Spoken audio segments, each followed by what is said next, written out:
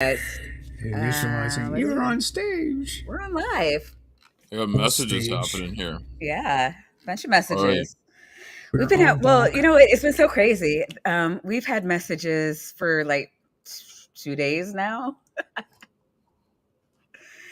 And a lot of people playing with our new emotes. So I'm really excited. We are Everybody out there. monetization. Everybody out there, you play with your emotes, there's a chance you'll go blind. Wait a minute. What kind of stream is this? We haven't got an intro sequence or titles or music. That's good. That's good. Yeah, good. no, that's great. That's That is Benny a Hill. hot. They're saying that my outro, and I got it from the no, it's the no copyright music or whatever it's called, and then I got hit with it like as soon as the monetization was like, you can't have this bid, this bid, this bid, or this bid. And I'm like, well, they keep getting better, so like the latest bids are my better bids, and I'm like, I, which is all the ones that have my outro. So I don't know. Either I have to figure out a different way to sign out because holy shit. There's a game that goes on as it pertains to audio on YouTube, and what happens is, big channels that are very AI driven and whatnot will use music from the YouTube copyright free library. Yes, that. Right. But then what they do is they submit their videos to YouTube to be copyright so that other people can't steal the content. And then you get flagged. Right. This is the stupid circle. It's YouTube's own library. Yeah. Right? Yeah. The problem is YouTube doesn't have a library that says, oh, don't flag that, like for NASA public domain space footage and so on and whatnot. They don't have the counter source. And as such, you can get tagged for using free to use stuff because somebody else beat you to it. Oh my gosh. Yeah. So you got to fight those ones. Never let them go. Nope. Or just create your own original piece. Song. I don't know if on that the flip side, and you people can do not theoretically do that it. back to them. You good? Yeah, I don't know if all that's happening. Me creating music. So welcome to Maya's show. It's Maya Atkinson's show. And welcome to the show tonight where we will have fun and stuff. There you go. Hey, it worked for Gary Shandling. I'm going to grab that and upload it and copyright it. So, so this stream could be flagged too. Yeah. Thanks, Dunc. You're a true friend. We claim before long. Well, too funny. I do appreciate everybody for being here. So, I know we only have Dunc for a limited time here. Let me ask you, Maya. Sorry, but so you apply clock is ticking. Clock is ticking. It's like a taxi here. You know, I'm just watching the numbers catch up. Go on. Yeah, it's ticking for me, but in reverse because I can't wait. But Maya, so you get the notice, you got the 500 subs, you got the view watch and everything. So you apply to the program. When you get the email back that says, yes, you're accepted, you're a part of the partnership program. Did you save the email and screenshot it? And, I've got a printout of mine still. Like any normal person does. Wow. No, I did do that, but just because I wanted to show Dr. T. Yeah. I was like, oh my God, look. And so I hadn't told anybody anything because what happened? I was waiting for something but once he heard, he just started telling everybody. So it's just like, I'm going to wait until, everybody we know during the during our stream. And he was like, well, I kind of already told 5 people. And then so I come over to the side chat, and people are like, "Yeah, me." And Dr. T and Al Trucker had already subbed to the channel. Well, I guess the cat's out of the bag. 9 people had already hit the like button. Sorry. Now, what you need to do is find an image of the YouTube silver plaque, print it out, and then just pin it on the wall behind you. Wow. I want to give a shout out to Left-Handed Jedi, sorry, for being our very first super chat ever. Cool. Blah, blah, blah, blah. Nice. And he also says, congrats, I'm so happy for you. Thank you. Awesome. I just got one in. And then Jason Jacoby subbed. He is our newest tapioca weasel. Woohoo! Newest tapioca We weasel. have a How substitute boring. weasel. Oh, dull. You say how boring? Oh, that. Is that what you damn. call I the know. membership? She's like, how dull. Tapioca weasels. I can't think of anything more annoying. The only thing duller than a weasel is a stoat. Ember, look thank at all those you. Wow, memberships Ember, what did you do? 20. Holy look at all shit. these sweet Ember, emojis. Look at that. Ember, I need you to pull your pants down so I can thank you properly. Like, holy crap. Oh, dear God. She's kissing rabbits Oh. between the ears, fellow babies. You heard it here Oh, first. I didn't do it. That was Jason. Oh, was that? Holy We crap. have to It change. was Jason. Holy crap. You have to Why did change I see your Ember? explanation. I just Ember saw was Ember. one of the people that got a Did membership. he? Oh, okay. You know what? Jason Jacoby. Oh my That's gosh. why it's You want a confusing. link to come in and say thank you, show everybody, do the man. I kind of feel like he needs like special company. That was a big bomb drop, That right? works it too. I'm not I even guess. used to all this. I don't even know what to do. Yeah, so let's see. 20 memberships going out to your Victoria. Katina Bias. I hope I'm not mispronouncing that. Palm Dad, Ember, Jay, BME, Dunc, you're a member of my channel. Holy cow! Antjer, whoops. You're a disciple of the goddess. Yes. You want to hear a disciples? You know what? That's gonna be if I do another thingy. That's what I'm gonna do.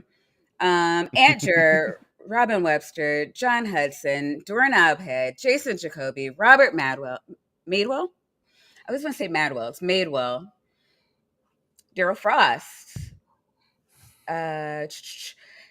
Canadian Ollie Man. Ollie! Ember always gets me on that one because once you say Commander Ollieman, and now I cannot get it out of my head. Despite Ollie repeatedly saying after that, it's like, God damn it, Ember.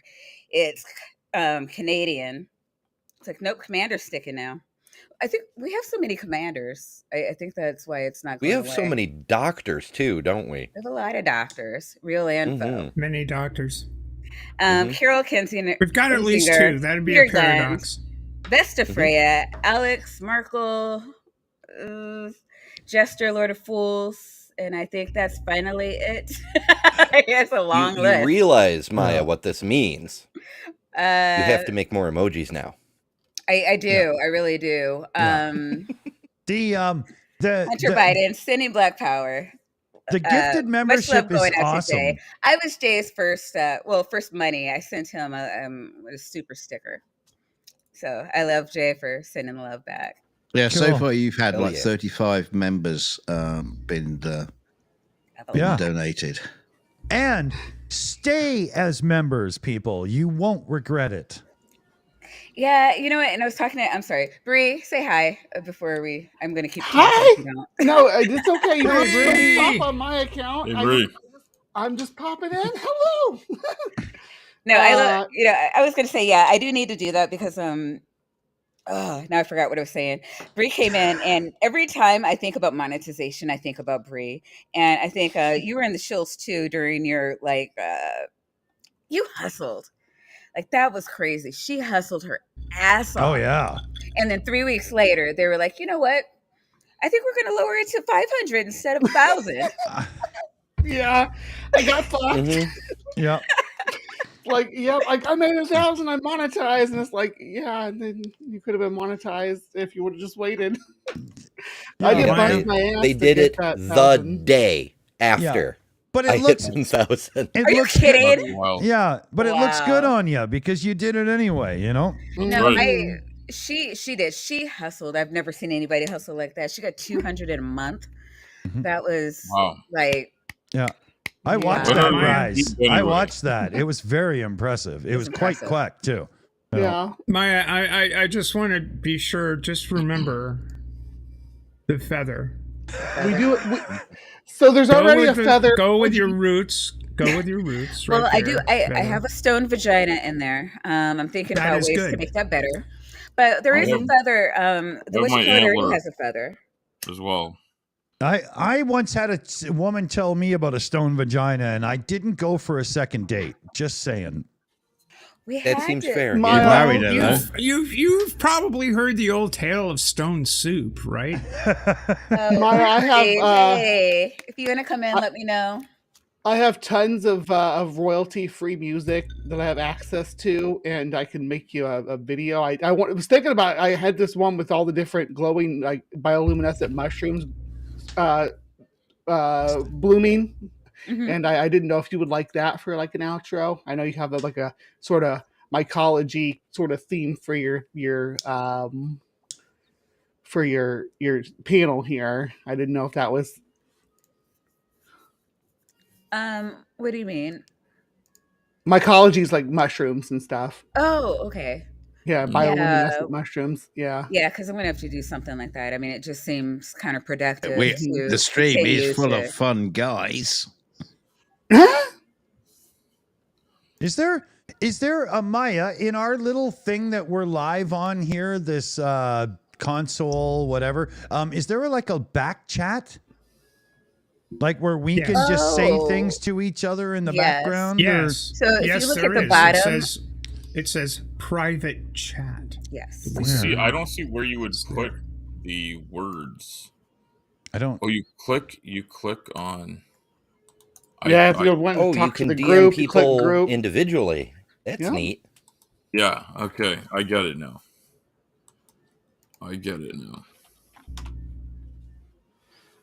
Yeah. Yeah. Okay. So now me and Al can pass secret notes behind everybody. I can't find Yeah. it still. There's nothing on the bottom for me that says You have that. to click. You have to click on group first, and then it Group. gives you the thing. Should be on the actually. Mine's on the left. I don't know. If Yeah, it should- so you Yeah, have to be in mine the too. comments. And Mine's then- also Mine's on on the the left. left. Oh, I see it. Okay. Got it. Thank you. It might be reorganizable. You gotta let but go. I'm You gotta not let sure. go of those. You got don't go right. You know, you gotta let go of that proclivity of yours. You know, left. Is that working? Did you get my secret message, Al? Oh, is there a secret message too? Jeez. Yeah, you can send private messages so no one else can see what. No, I'm in comments. Oh, okay. Gee, why? No. Okay, I'm confused as to why I don't see it. I see. Here it is. Okay. Hello. Okay, I got it This now. This It's- thing actually has a lot more it's functions it's than StreamYard. I do like that about this. Okay. Oh, I finally man, made you it guys work. are- For the love of God, I've had computers in my life since 1978, and I feel so freaking inept. It's not funny. Okay, I made it work. Okay. Yeah, I'm trying to figure out what else I'm thinking more like a Stream Labs or something because I need something with different functionality than in here. Go to OBS. But and I'll be whatnot. honest, I really was not expecting to. No, I have OBS, but the learning curve is It's really steeper easy than I if have you have. time for. It's really easy if you have somebody to help walk you through it. OBS is not that complicated. Once Do I have somebody to help walk me through it? well, I could easy. You have a number of people who can walk you through it. It I is, use you know, Streamlabs there are weird tricks to it and this and that, and you can screw it up real good, but you can also unscrew it up. That's the way it goes. I went to audio engineering school so to me it's simple, and I've taught so many people how to use OBS. I know the analogies and how to make it very consumable for a person. I've taught a lot of people. I'm sorry, I have a bunch of people asking me to come in. I'm just like, Oh yeah. trying to multitask. Dick, you know how great I am at multitasking. Yeah. First stream that Dick and I were in, it was him like talking to everybody so I could do the chat. Yeah, because we're great. Mark, check Discord DMs. Yeah. The Discords. Wait, Niddy, I thought you were live. I would have sent you a link. Anyways, check your Discords. Josh W, hello. Thank you. He's first time here, a new subscriber. Yay! More subs. You've gotten you went from 509 to 512 just since we started 15 minutes. So it has been insane lately. I remember Niddy's the tapioca weasel. Woo! Is that what you're called when you remember here? I haven't seen that nomenclature come up. Oh, that's what I wanted to do. I went to bitch about YouTube. All right. Yeah, I would have done more levels, but I couldn't think about what to name them. And you have to know what you want to name your levels. Niddy, I remember when I aspired to be Niddy because he was 100 over me. And then Niddy stopped streaming for I don't know. What did you do, Niddy? You went rogue for like a Mark. Yeah, some personal stuff came up, and I didn't streamer for like 2 or 3 months. Yeah, I can't really talk about it. No. I'm not asking you to talk about it. I just maybe one day. There's a couple of months that you weren't streaming. Mm-hmm. That's all I'm asking you to say. And and then I surpassed you. Wahaha. I ended my stream saying that I must become lesser so that you can become greater. I learned that from Jesus. That asshole. What a servant. Jesus took a dive. Is that what we're saying? He took a dive. He took a powder. All over. Oh, Dick's back. Okay. We lost our Dick for a second. I had to reload because Niddy was nothing but robotic audio and Jesus Christ! If I asked for a refund if it came back, I'll tell you that right now. Wow. All right. We're gonna go around the room, and then you guys are gonna talk about things, and I'm gonna try to figure out what to do about this extra mode I just got. So Stephanie, who are you? Where are you? Tell us about who you are, what you do on your channel, and what you have coming up this year. I have don't know what's coming up this year. Who knows? I don't. What's coming up tomorrow? That's rather. Who are you? Where are crazy. You? I'm Stephanie Helms. I have a tiny little YouTube channel, that needs subs. Called Steffi Cath. And I talk about all sorts of stuff. I talk about sailmaking. That's what I am. I'm a sailor, a professional sailor and sailmaker. And I have sewing to do for the year. And sometimes you'll see me sitting in a sewing machine. Sometimes you won't. Sometimes you'll see me talking about the woes of the world and the joys of the world. And you'll find me talking about all sorts of stuff. And usually I behave, but sometimes I get out of line and I have to smack myself around a little bit. And other people do that for me as well.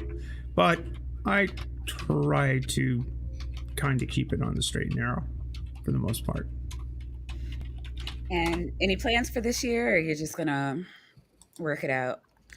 Well, yeah, I kind of hope to go to the J24 Worlds, but I don't know if that's going to happen. It all depends on the guy that owns the boat. What's the J24 Worlds, Stephanie? What is that? The J24 Worlds is the World Championship of the J24 class, which is a class of racing sailboats that there are about 5,000 in the world. There'd probably be, if we go to the regatta, there'd probably be 100 boats there. Last Worlds I went to, we finished in the top 10, which was really kind of cool. And you know what? Yeah, maybe that's coming up this year. Hopefully, build the channel a little bit and focus on making sure we all stay safe and survive the onslaught of the unfortunate things going on in politics. And you know, just sort of talk about it all the way through, mostly. I don't know what's coming up for me in the near term. But yeah, I did a I pushed out a stream today, basically covering a talk I did at or I was on a panel at the Better Conference in 2022. I pushed that out today. I talk about stuff, and I have a feather that I bring onto Maya's channel from time to time when we're talking about Mud Fossil U, because you got to have more than one feather in the conversation, and I often bring out the elephant in the room because I've got this one and two more, so I try to keep the herd under control. That's cool. All right. Well, we look forward to seeing more of you. And again, everybody sub to Steph. All right. So we have Dunc Dick.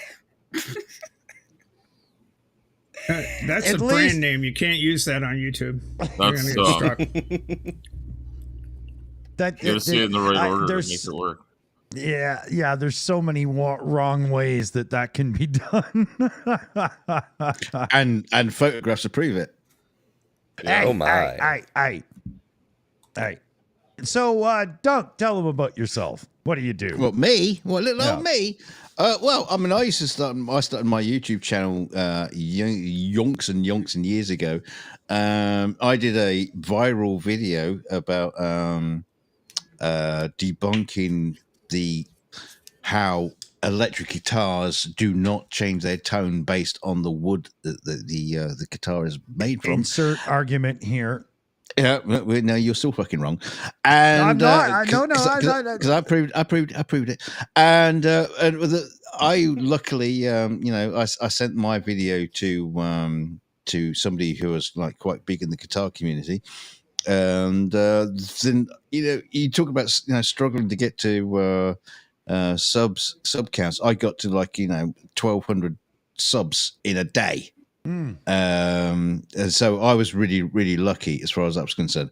And so do you got a link to that? I'd love to see that. No. Actually, what you really want to see is his other viral video where he took two videos and put them together in a way that is unbelievable. Wait a minute. I didn't. I like skeptic and debunking videos, though. That's my thing. But you would love this. Trust me. Yeah, no. So I did the debunking of that. I did, and my channel was built from just building guitars, and I relished on building guitars out of just unbelievable guitars. Junk. But hold on. You're about to say you use junk to make guitars, but they're guitars that people would pay thousands of dollars to own. Like these are masterpieces, works of art. I wish they did pay thousands. Yeah, but so that was my thing. I was doing the whole thing. You can take a cheap guitar and make it really nice and all this kind of stuff. Yeah. So it's for the people's guitars. So then I did that. Did that for a while.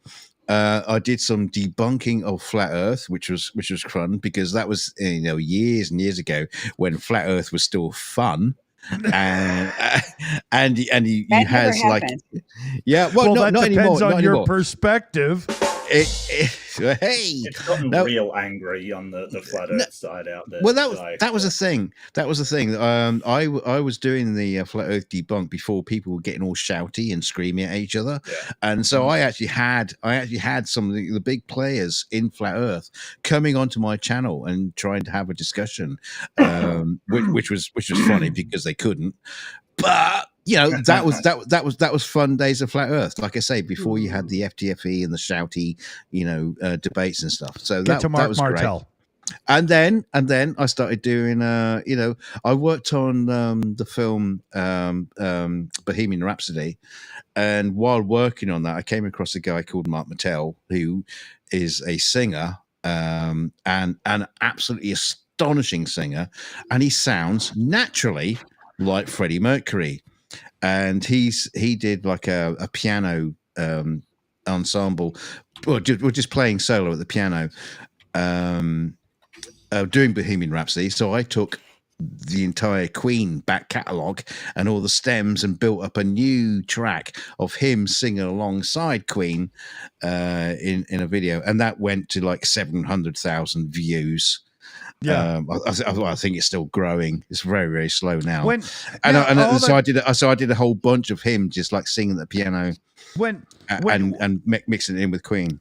Oh, and he had to do the timing and everything. It was like a massive involved job. Now, when he says he worked on it, like video editing wise and stuff, because he brings Queen into it and all, you got to understand, a lot of you don't know this guy. He has a freaking Emmy Award on his shelf. He is an Emmy Award winning visual effects artist. I shit you not. Shucks. It's true.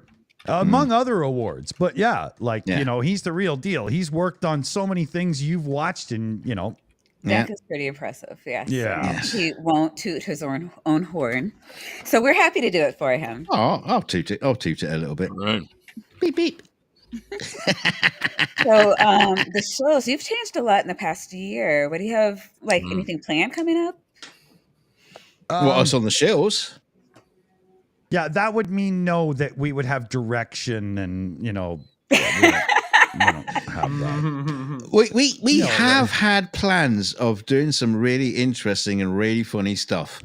They had plans. How did that work out for them? No, I can't divulge some of those plans, but some of the ideas that we've had in the background are really funny, really cool. Oh yeah, and we sort of like sit back and look at it and think, well, is that actually for us or for the channel? Will it actually work for the channel? Thing, right? Yeah. So because we could just go live and do Monty Python jokes for an hour, and it would be great. You know, we'd have a blast.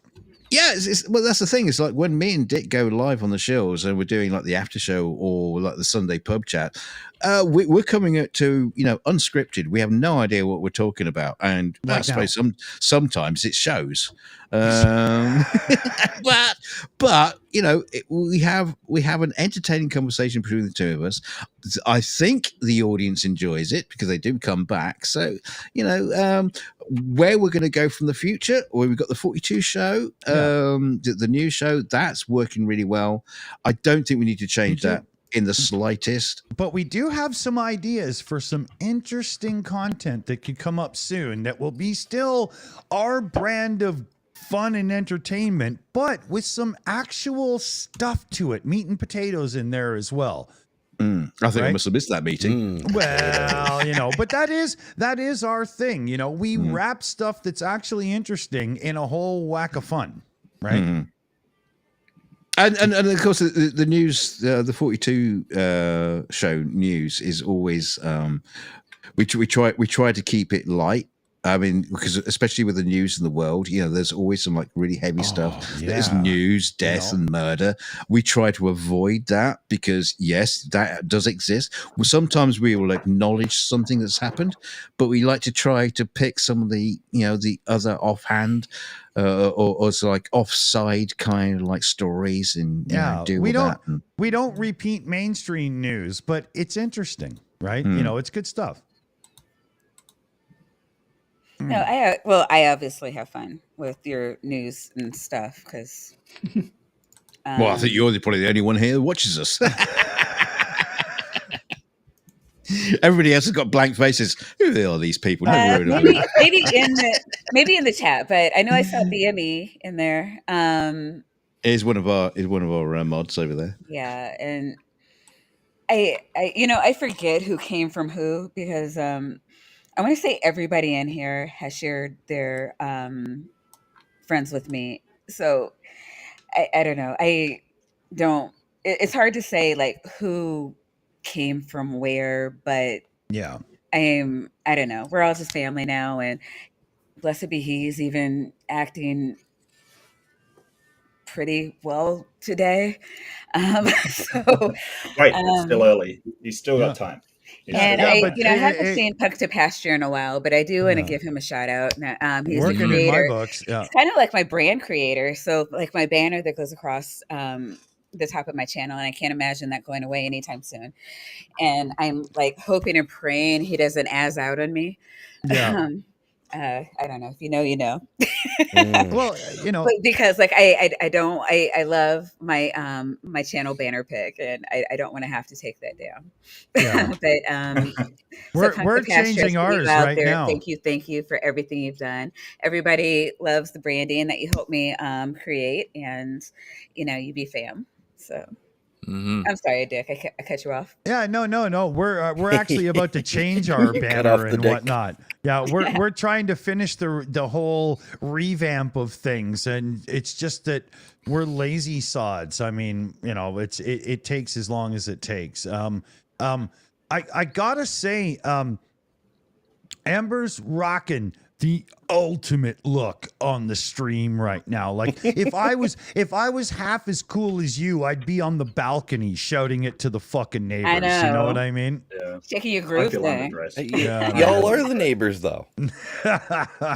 Shout it to me, brother. Shout it to me. Sister Ember is feeling the feminine energy lately, so I'm going to have to insist on she her pronouns here. If she would like other pronouns elsewhere, she will say that.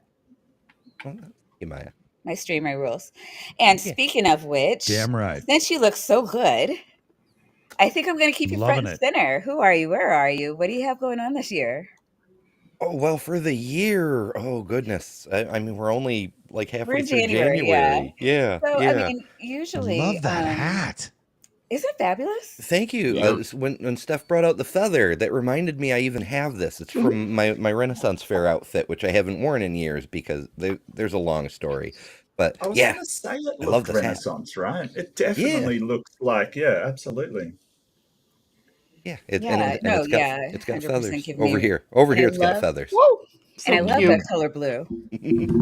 I know. I should have worn the blue dress. I know you like that one, but since it's a party, I wanted to wear the shiny one. No, you know what? Oh shoot. I'm sorry, Ember, did you mean BTF Wayne? Yes. Okay, cool. Thank you. Yeah.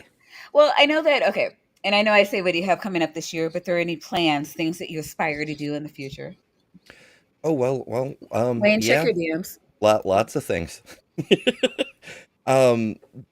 Definite stuff that I'm sure of is I new regular video every Saturday into the foreseeable future.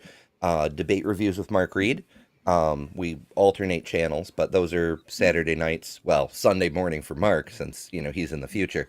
But yeah, that the news-ish show that I do on Sunday leading into Bad Science Sunday.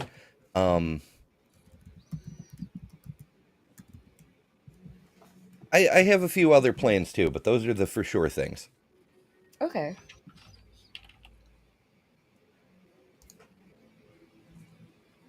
Let's see. Mark, did I even say hi to you?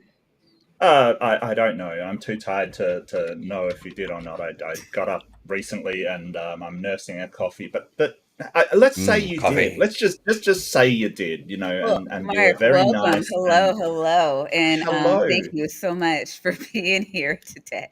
I have questions though. Number one, I want to say I love the thumbnail for this party. It's absolutely amazing. I love anime thumbnails. Actually, I think it's awesome. Thank Bumblebee. Agreed. She is a channel art guru. Well done, Bree. It's absolutely wicked. Yeah, and the other thing is why in Nana? Is that? Yeah, I'm really feeling the goddess energy this year. So Okay. Hell yeah, yeah. absolutely. I think the last comment I put on your channel was that you're the panel show queen. I think I used that term, but goddess is fine too. That's all good. Yeah, my Twitch, and I've had this for like 4 years now. My Twitch channel name is Queen Goddess of Awesomeness. And then I've been Fallen Goddess in Discord for about 10 years. And so I just kind of merged those two. So I'm Queen Goddess in Discord. I'm Queen Goddess in Twitch. And I'm Maya here just because like that's how everyone knows me. So it's just the easiest to find. But I decided that I'm going to be Queen Goddess in my little thingies down here. Just, so everybody knows why it's not? really up. Why don't you just yeah. rename your YouTube channel to Your Goddess? Be direct about it, you know? You know. Yeah. Just I let I was everybody thinking about worship me, but I thought it was a little too on the nose. know. Have you Worshipme.com. kissed my feet today? At least it'd be clear what the channel's about. It'd be absolutely clear. Yeah. So this year I've been doing a lot of talks with much smarter people than me, and I've really been enjoying it. So I talked to That's modest. Michael Granado lately, and he got my Yeah, I mind saw that. That was a working. great stream. It was he's amazing. He Yes. really is, and the answers I got were just amazing. So I really want to do some more of that. I still do love going into a room with like 6 people that disagree with me and trying to hold my own. That's probably something I'll focus on a bit more. It's great for debate. I'm going to line up more debates as well, and it should be fun. Like I'm still doing the flat Earth debates, Dunk. I obviously took up the torch, but like you mentioned Craig, and Craig, it's a shame he goes to me anyway. This is my opinion, but I think it's a shame he goes down. That's fight the flat Earth. He kind of yells and screams, and I don't think it's necessary. I think he would do perfectly fine. There is MC Toon as well. Who I was just going to say, do you think that Craig would be equally effective, if not more so, if he adopted the MC Toon delivery? Yeah, more so. I don't know whether his numbers would be better though, because if you're looking to sort of get views, sort of, you know, treating flat earthers like absolute idiots will probably get you more views. But shock value versus yeah, exactly. But you know, I look, he's doing his thing. Fair enough. I don't really worry about it. It's everyone's doing their thing. I've talked to Craig in the background numerous times over the years on YouTube, and he's actually an amazing guy. He's really cool. Yeah, I can only imagine. I've never talked to him, but he seems very knowledgeable, and but I mean, it is funny. Like it is funny that people still think the Earth is flat. It is really hilarious, but it is.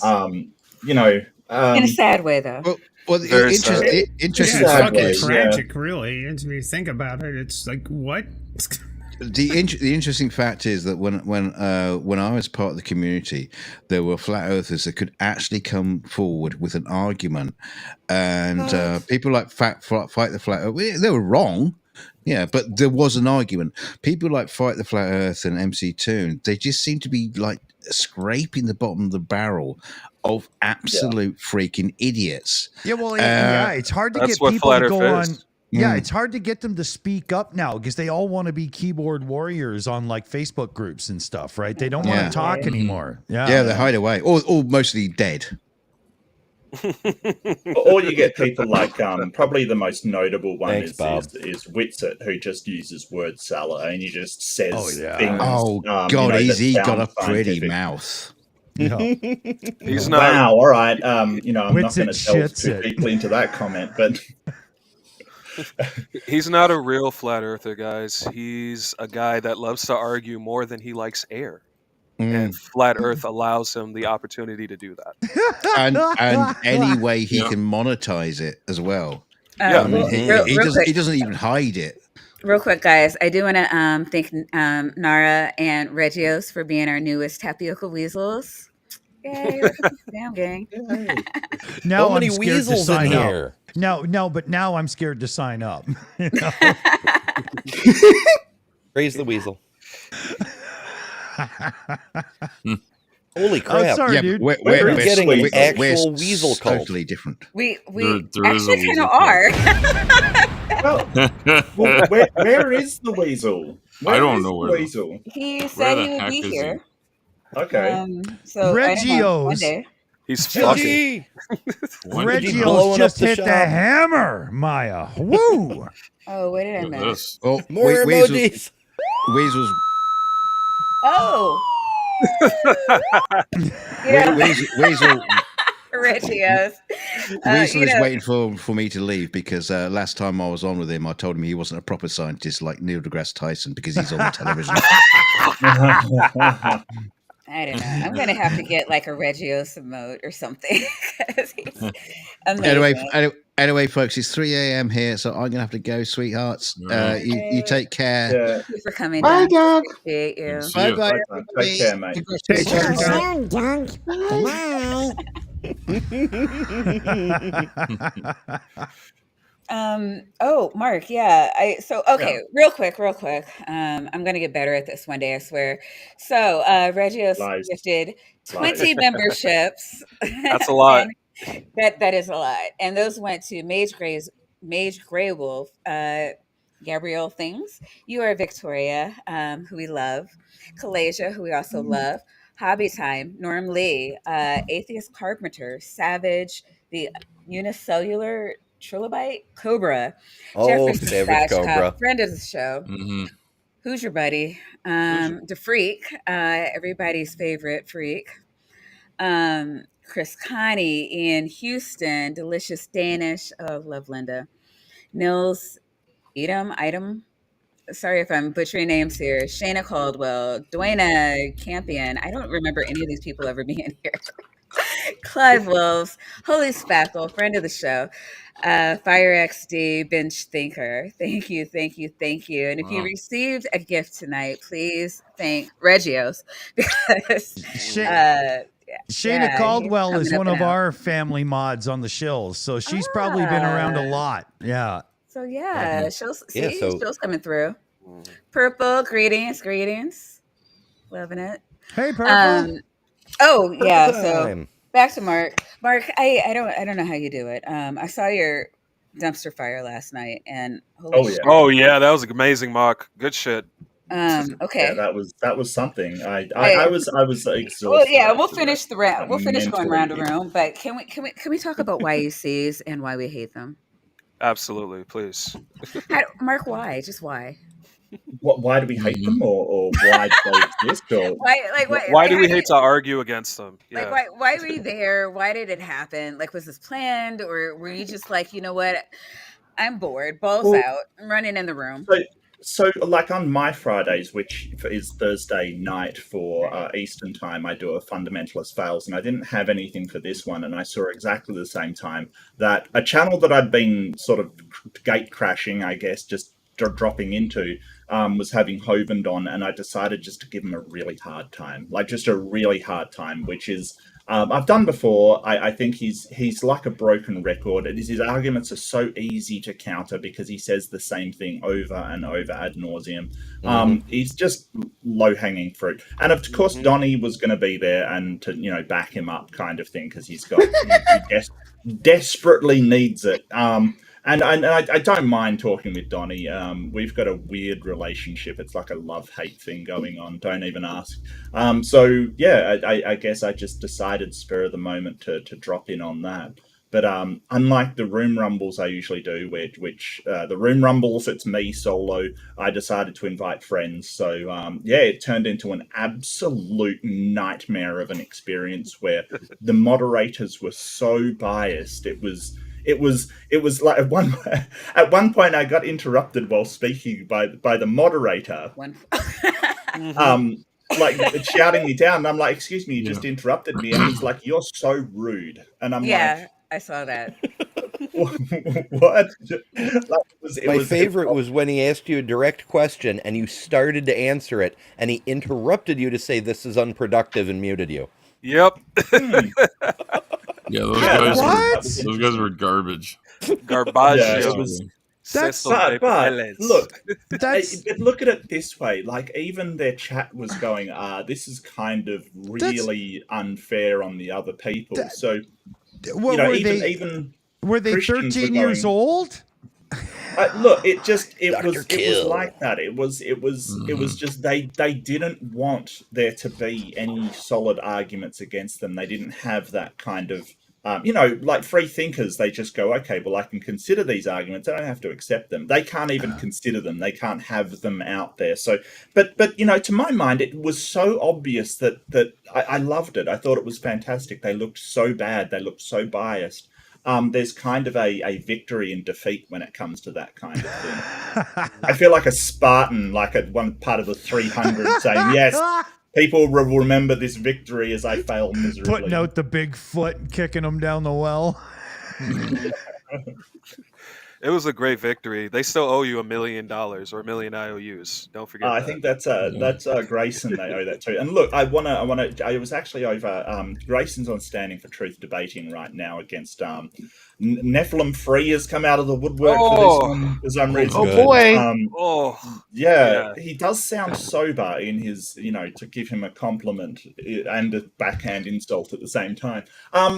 Look, Grayson, he was amazing. He was absolutely amazing. I can't speak highly enough of Grayson. Absolutely fantastic. That guy, he is on fire at the moment, and I want him to light the world on fire. Quite frankly, he is just incredible. Yeah, props to Grayson. He held his own very well in there. He's a good tag team partner. Yeah. I don't. Yeah, I wouldn't advise anyone to do it. But no. No, yeah, Mark, I do appreciate you for having that on your channel. So I didn't have to go over there and give anyone the views. Yeah, although I absolutely stuffed it up. Like I was trying to use OBS, and I need help because I can't. Like it was so bad. OBS crashed at one point, and it was just a nightmare. That was great. It was like if OBS hadn't crashed, my brain would have. It was over the top. It crashed when that guy made that fucking terrible joke. I can't even remember what the premise was, but it was so bad that your stream crashed. Hilarious. I think he said something like, "My wife throws a boomer pan." Yeah. Nobody understood, and I thought he said boomer bang. Well, there's some background to that. While you were away getting water, I have to say. I'm sorry, Ember. I have to say, I really, you did the right thing by shutting that down. And when things got when things got into carnival barking territory, it's just useless. Ride the Ferris wheel. I thought you did the right thing, saying, "Okay, I'm out of here." I mean, there we go. The real Niddy returns. Hey! I fixed him. I finally fixed him. Hooray! Niddy has been resurrected. I believe. Wow. This makes me so happy. I felt like I was on an episode of Little House on the Prairie there for a second. That was amazing. Changed. Oh my goodness. Well, this is how I'm supposed to look, damn it. I can very much relate. Yeah. We're all working on how we're supposed to look, aren't we? I gave up years ago. Sorry, no. My plugins got fudged, and I haven't been able to use the real Niddy for like 6 months. But I figured it out. Yeah, I remember being there when you were trying to get it up and running, and I got mad. Welcome to the real Niddy. Oh yeah. This was my introduction to Niddy. The Niddy that occasionally looks like he's jerking off when he puts his hands below the screen. Oh yeah. Yeah, and then he starts biting his lower lip. Yeah. Oh yeah. Not that they know you or anything. Yeah, I have to recalibrate it from time to time. Now, you've been doing a channel revamp lately. I mean, I guess. So would you like to tell everybody who you are, where you are, and, things that you're thinking about doing or have coming up this year? Well, I am the super magical fish pony robot known as Niddy. And I hang out almost everywhere. Everybody's spamming the Niddy emotes. Oh my goodness! Yeah, we're calling them hearts, so YouTube doesn't take them out or strike me. But Niddy likes titties, so I gave him love tits. Titty Niddy, nice. Yeah, Niddy gang, titty gang. So good. So yeah, go ahead. I joined this goofy community and I've loved it, and you guys have saved my mental health, so I thank you for that. But yeah, I started a channel. It used to be Nidamos the Animated Atheist, and now I'm just Niddy. because of Oz. And I used to do and try to keep up with my former culty ass church, Dwell Community Church in Columbus. And from time to time, I cover their antics. Recently, more of the racism is coming out, and their urban school is like, nope, we're gone. And so, bye. So that's funny. And then, yeah, so if they say public facing stuff that's stupid or a lie, I cover that. And then people come on. I had a theist come on a couple days ago to talk to me about intelligent design. That was fun. And then sometimes I do community building stuff where we do the prompted panel. So I write these little prompts and we figure out which thing we would agree with, disagree with, or we want to be. So like one of the prompts tonight was, what would your Matrix outfit be? Oh. Yeah. And I had tight leather pants, a cape, a staff, and some leather straps. I like it. Mine would be when LL Cool J came out, I believe at the Source Awards, and all he was wearing was a jock strap and flip flops. Oh, I missed that. Yeah, nice. It was like for a visual gag, and it's the Matrix. I can look like whoever I want. I'm gonna look like that. Jay said he would be naked, and I believe him. Yeah. So there's that. All right. Hooray. I see Dr. Tapioca. Tappy's here. Raise the weasel. Whoa. Hey. Random Weasel has entered the room. Down with Tappy. Down with Tappy. At all times. I need some weasel words. So weasel words. So we've been noticing that we're amassing quite the weasel cult. Weasel cult. Yeah, it's weasel gang. Dude, it's got to be close to 50 now. Actually, where am I at? Like 40. 45. Yeah. I will only. That's ridiculous. Is it? What's normal? I just crossed 100. You just crossed.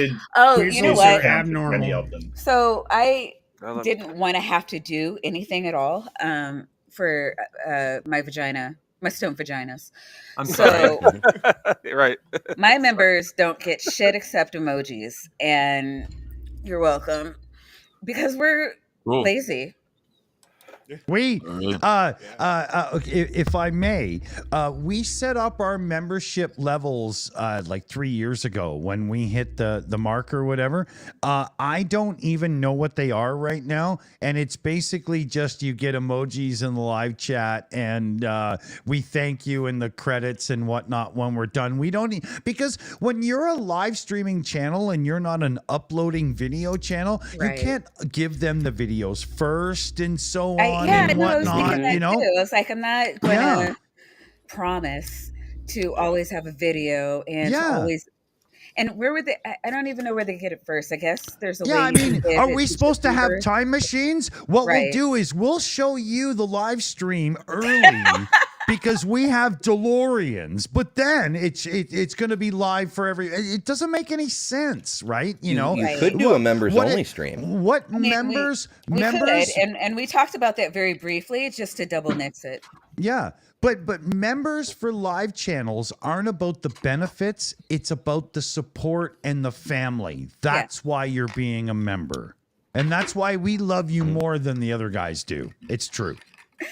Yeah, but I mean, oh, for fuck's sake, who is that? So anyway, for all of that, oh, of course, Dr. T. All right. I only gave like 99 cents because I'm like, I'm not going to do extra shit. And so it's not fair to ask for a lot of stuff, a lot of money if I'm not doing a lot of stuff for you. But I do like the emotes. I think they're super duper cute. And Dr. T finally, I think Dr. T is getting the most out of this. He got his long coveted weasel emoji. He's getting his long coveted colt. So you are all joining to see that smile on his face perpetually. Or I'm sorry. Mm-hmm. In purple Niddy also seems quite purple pleased. tooties. I am beyond pleased. I am over the boob about it. That's definitely cool. I got a question for Dr. Tappy. Is that cool? What's your favorite? This is also true. What's your favorite weasel fact?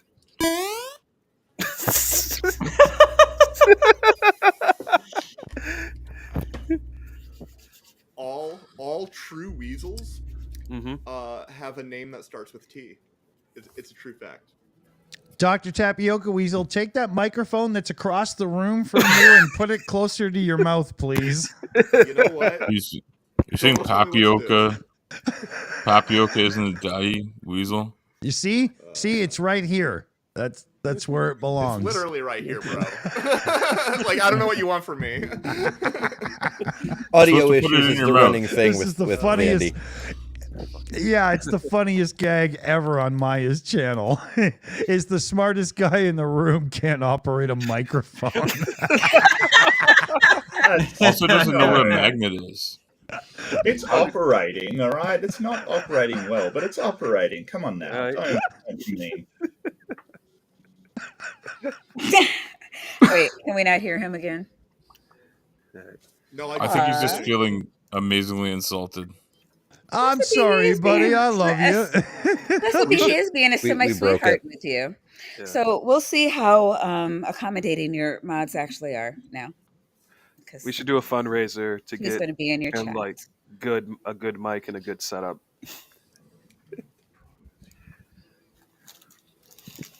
Oh God! What do you say? Only Tappy? You know? I don't. Only Maybe he yanked What the happened cord to my out. head? Let me just say a bunch of words really quick so that I can hear how I Oh, sound no. to myself. For sure. And then I'll be able to hear the badness. It's just really it's low. quiet. Yeah. Okay, I see it. It's not bad quality though. It's just quiet. Yeah. Okay, how about now? What the fuck? Slightly There you better. go. That's way Say better. fuck a few Why more the times. Fuck isn't. Fuck. Yeah, you're with us now. You're on the level of everybody Yeah, else. but I don't. That's so weird. Someone say Okay, crack. well, apparently there's another setting somewhere that has changed itself, but I don't know where it is now, so I got to find out. If you're on Windows, you want to go to the old school Already control did panel, that. and then Already you did want to that. and then you want to go to audio, hardware and sound, Yup. and then you go to the recording tab and you go to the microphone, and you Yup. probably want to have it at about a 75% It's at input. 100. Well, at 100, if you got an Audio Technica AT2020 USB. Okay, now, is it better now or is it worse now? No, that's worse. That's Yeah, drop see, it. okay, That's so now- worse. Now it's at 68. yeah. Okay. Dude, just Yeah.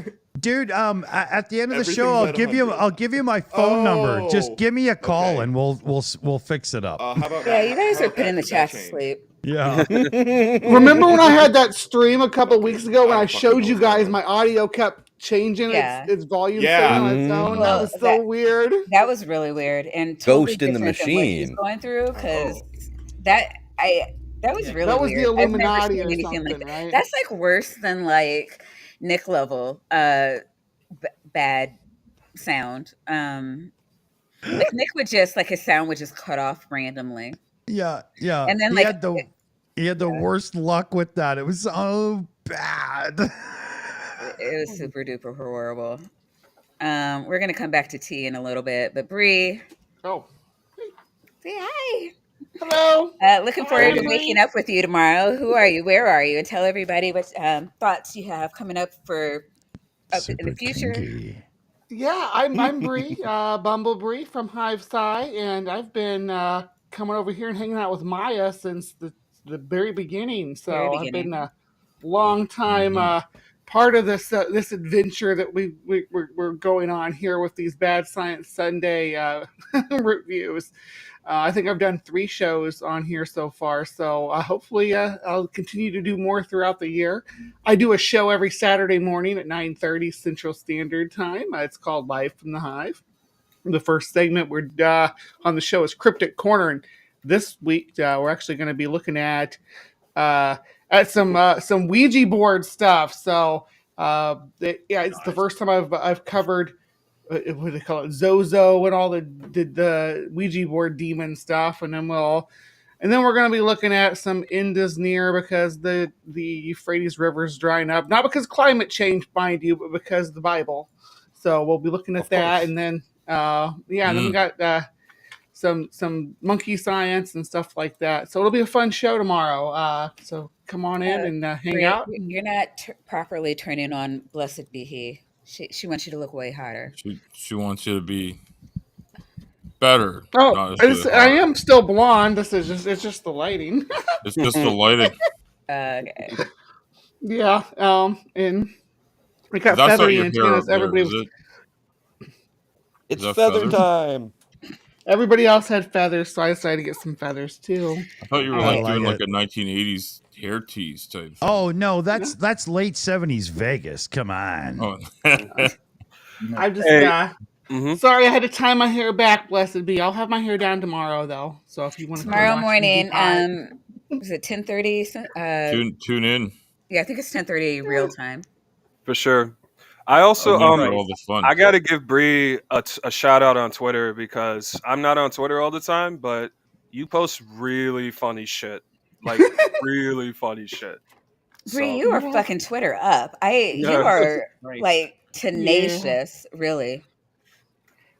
Yeah, there's a With lot of there's not too much good So, left on are you Twitter. You have to be a saying- warrior. To get Are out you there saying tomorrow. she's Tenacious Brie? Tenacious Bree. Tenacious Bree. No, yeah, she is Right. constantly fucking with transphobe bigots. They're all bigots, Yeah. all of them. They like to draw pictures. They like to draw on my pictures. It's That's funny. worthwhile. Yeah. Not the drawing, the taking them on. Well, yeah, it's because there's nobody taking. I mean, you're really at a disadvantage on Twitter anymore. There's things like someone can report you for referring to somebody as cis, and they'll Lose their mind. take it down. Yeah. That's ridiculous. I mean, I didn't even know I was cis for a long time, most of my life. Yeah. But yeah, it's not really like a bad thing. It doesn't really matter. It doesn't affect anything at all. It's just No, like being straight. Yeah. Literally a category. That's all it is. Oh my god. It's the way it's used, I suppose. I mean, it's like saying you didn't know you were white or you didn't know you were Canadian. It literally doesn't matter. I didn't know I was a man who liked women. Oh my! If you listen, even in today's news, Transjordan is a thing and Cisjordan is a thing. You know, from the river to the sea. It's like a word. It's been around for centuries. Okay. It's like Latin. I'm also of the personal opinion that Jesus was trans because he transitioned from not male to male. He was trans when he was Transjordan. That's true. Right. Yeah, that's the Jesus argument for transgender. It's actually hilarious because Tom Rabbit lays it out pretty good. Actually, Danny does too. Danny's where I heard it. Couldn't you also make the argument that Mary is the first surrogate mother because she wouldn't really ask, right? She didn't get down and dirty to get there. It just kind of popped in. You know. can have surrogacy where you do get down and dirty though. Yeah, that's true. That's They're true. not upset over surrogacy yet, although I did hear that the Pope came out against surrogacy or something like that. Really? Yes. Yeah. We Yeah, covered this. We covered That's a this on the weirdly bad news on the shills, and the Pope called it inhumane and sacrilegious and all this kind of stuff. And meanwhile, it's helping people that can't have children have really children, and you're calling them the devils and whatnot. Like seriously, you out of touch old fuck. Shut up. Just fuck. There's a lot of those. It's weird because he's less out of touch and. I mean, he's super out of touch. But compared to most people in his position, Right. He's not out of touch. He touches plenty of kids, and so do people directly underneath. Yeah, we weren't talking about the choir. Yeah, we weren't talking about the choir. It's not the But choir. altar boys are an entirely different thing. Wayne comes out swinging. I love that. Oh yeah. The Catholic Church is a NAMBLA organization.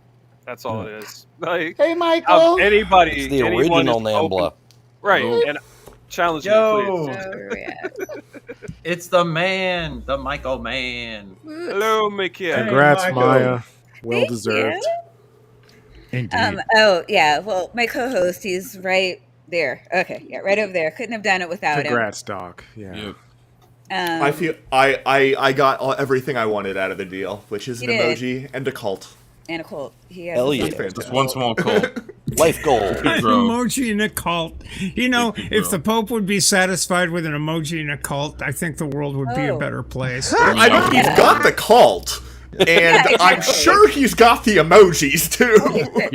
On Milwaukee Atheist, there's a Pope head emoji. Cult members. Yeah, we'd still have Native America, or we'd still have native languages in South America, but you know. Listen, I wouldn't be here if it wasn't for the Catholic Church. So you know, there's not a lot of native heritage left in South the America. Spanish came over and did some stuff with Native Americans, and then I mean, nobody a couple of expected the generations Spanish later, Inquisition. you get the Granados. So I thought you were saying your parents really like fucking, but they don't want to say that. No, I mean, friend, they did at some point. So yeah. Yeah. I'm sorry, real quick. Michael Granado, who are you? Where are you? And what do you have channel plans this year? Oh, okay. Who am I? I'm a thing that thinks, that doubts. I'm just kidding. That's Descartes' Meditations. I'm a super nerd, is what I am, I suppose. No, I got a channel. Mark had me on recently. Yeah. Check it out. That was a really fun conversation. I do education stuff, so yeah. That's Me about too. it. It's cool. I think I've interviewed a lot of people here. I'm gonna get Maya on pretty soon. He's been She saying just doesn't that know for it yet. probably 3/4 of a year. Well, I had a rough 2023, so I'm getting back to it. So yeah, Remember when we talked about domestication? That was fun. that was dope. Yes, go check that out. I have Bree, Niddy, Mark has been on, Doc, of course. did his Everybody life except story. Maya. Yeah. Maya, and I need to get Ember too, and Stephanie. Yeah, Maya, you have you're not goals for alone. the year. You're not alone. You're not alone. We'll go sit at the kiddies table and just sort of wait, and maybe someone will bring us turkey someday. Turkey. Oh God.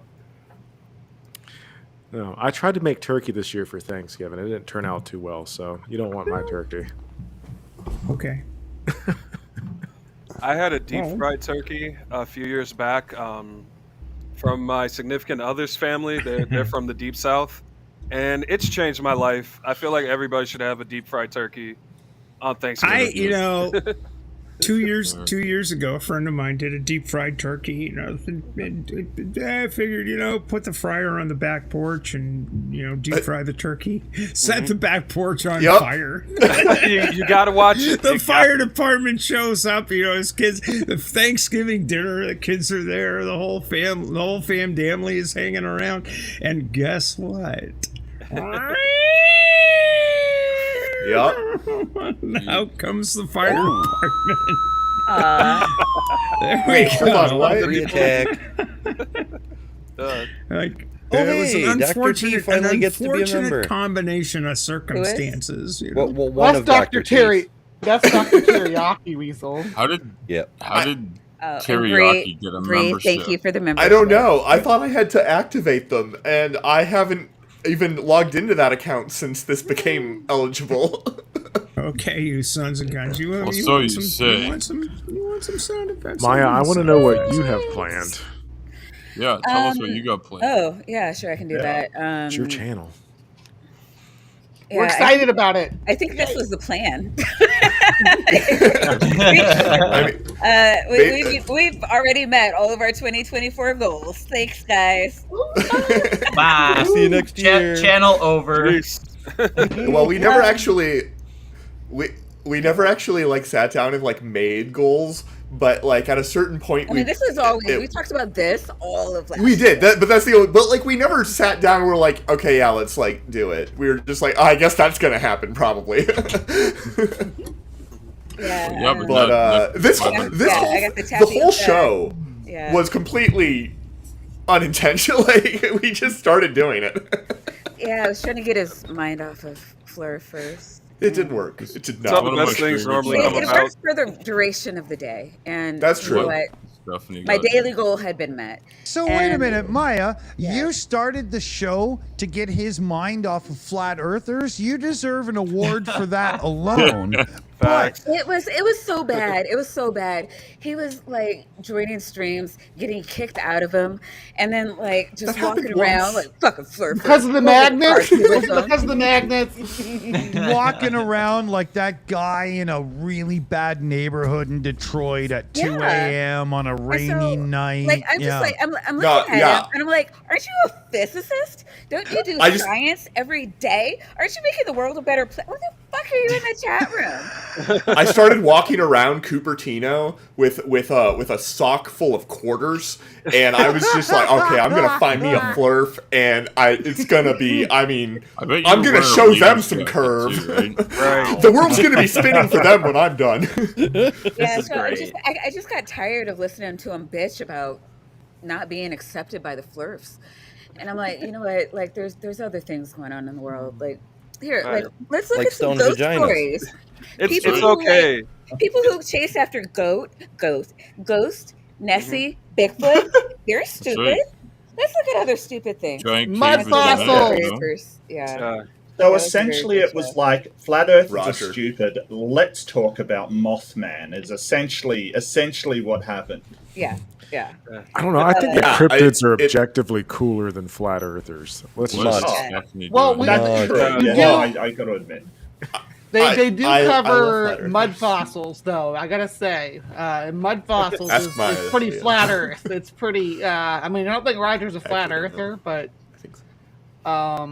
but I think he's definitely has ideas that are right up there with it, like that there were mountain range sized dragons and stuff that once crawled Oh, around the yeah. surface of the Earth. What? Yeah. The whole freaking continent-sized one. Mm-hmm. Oh, yeah, that one in Africa? Oh, Mhm. boy, that is a trip. It's like, just because it looks like a dragon and a fish doesn't make it a literal... Well, Never- Maya actually never took mind. us inside its vagina, though. Maya really? took us on an adventure down Ah. into the dragon's vagina. On the flip side, we at never that did smile. find Loki's world serpent. That was a fun stream. Bree was there. Can I explain how memberships really work to people? Yes, I was about to stop everybody. Yeah. Yeah. Don't you just do they still make you like have to like sign up to Okay. like Well, want I thought membership? so.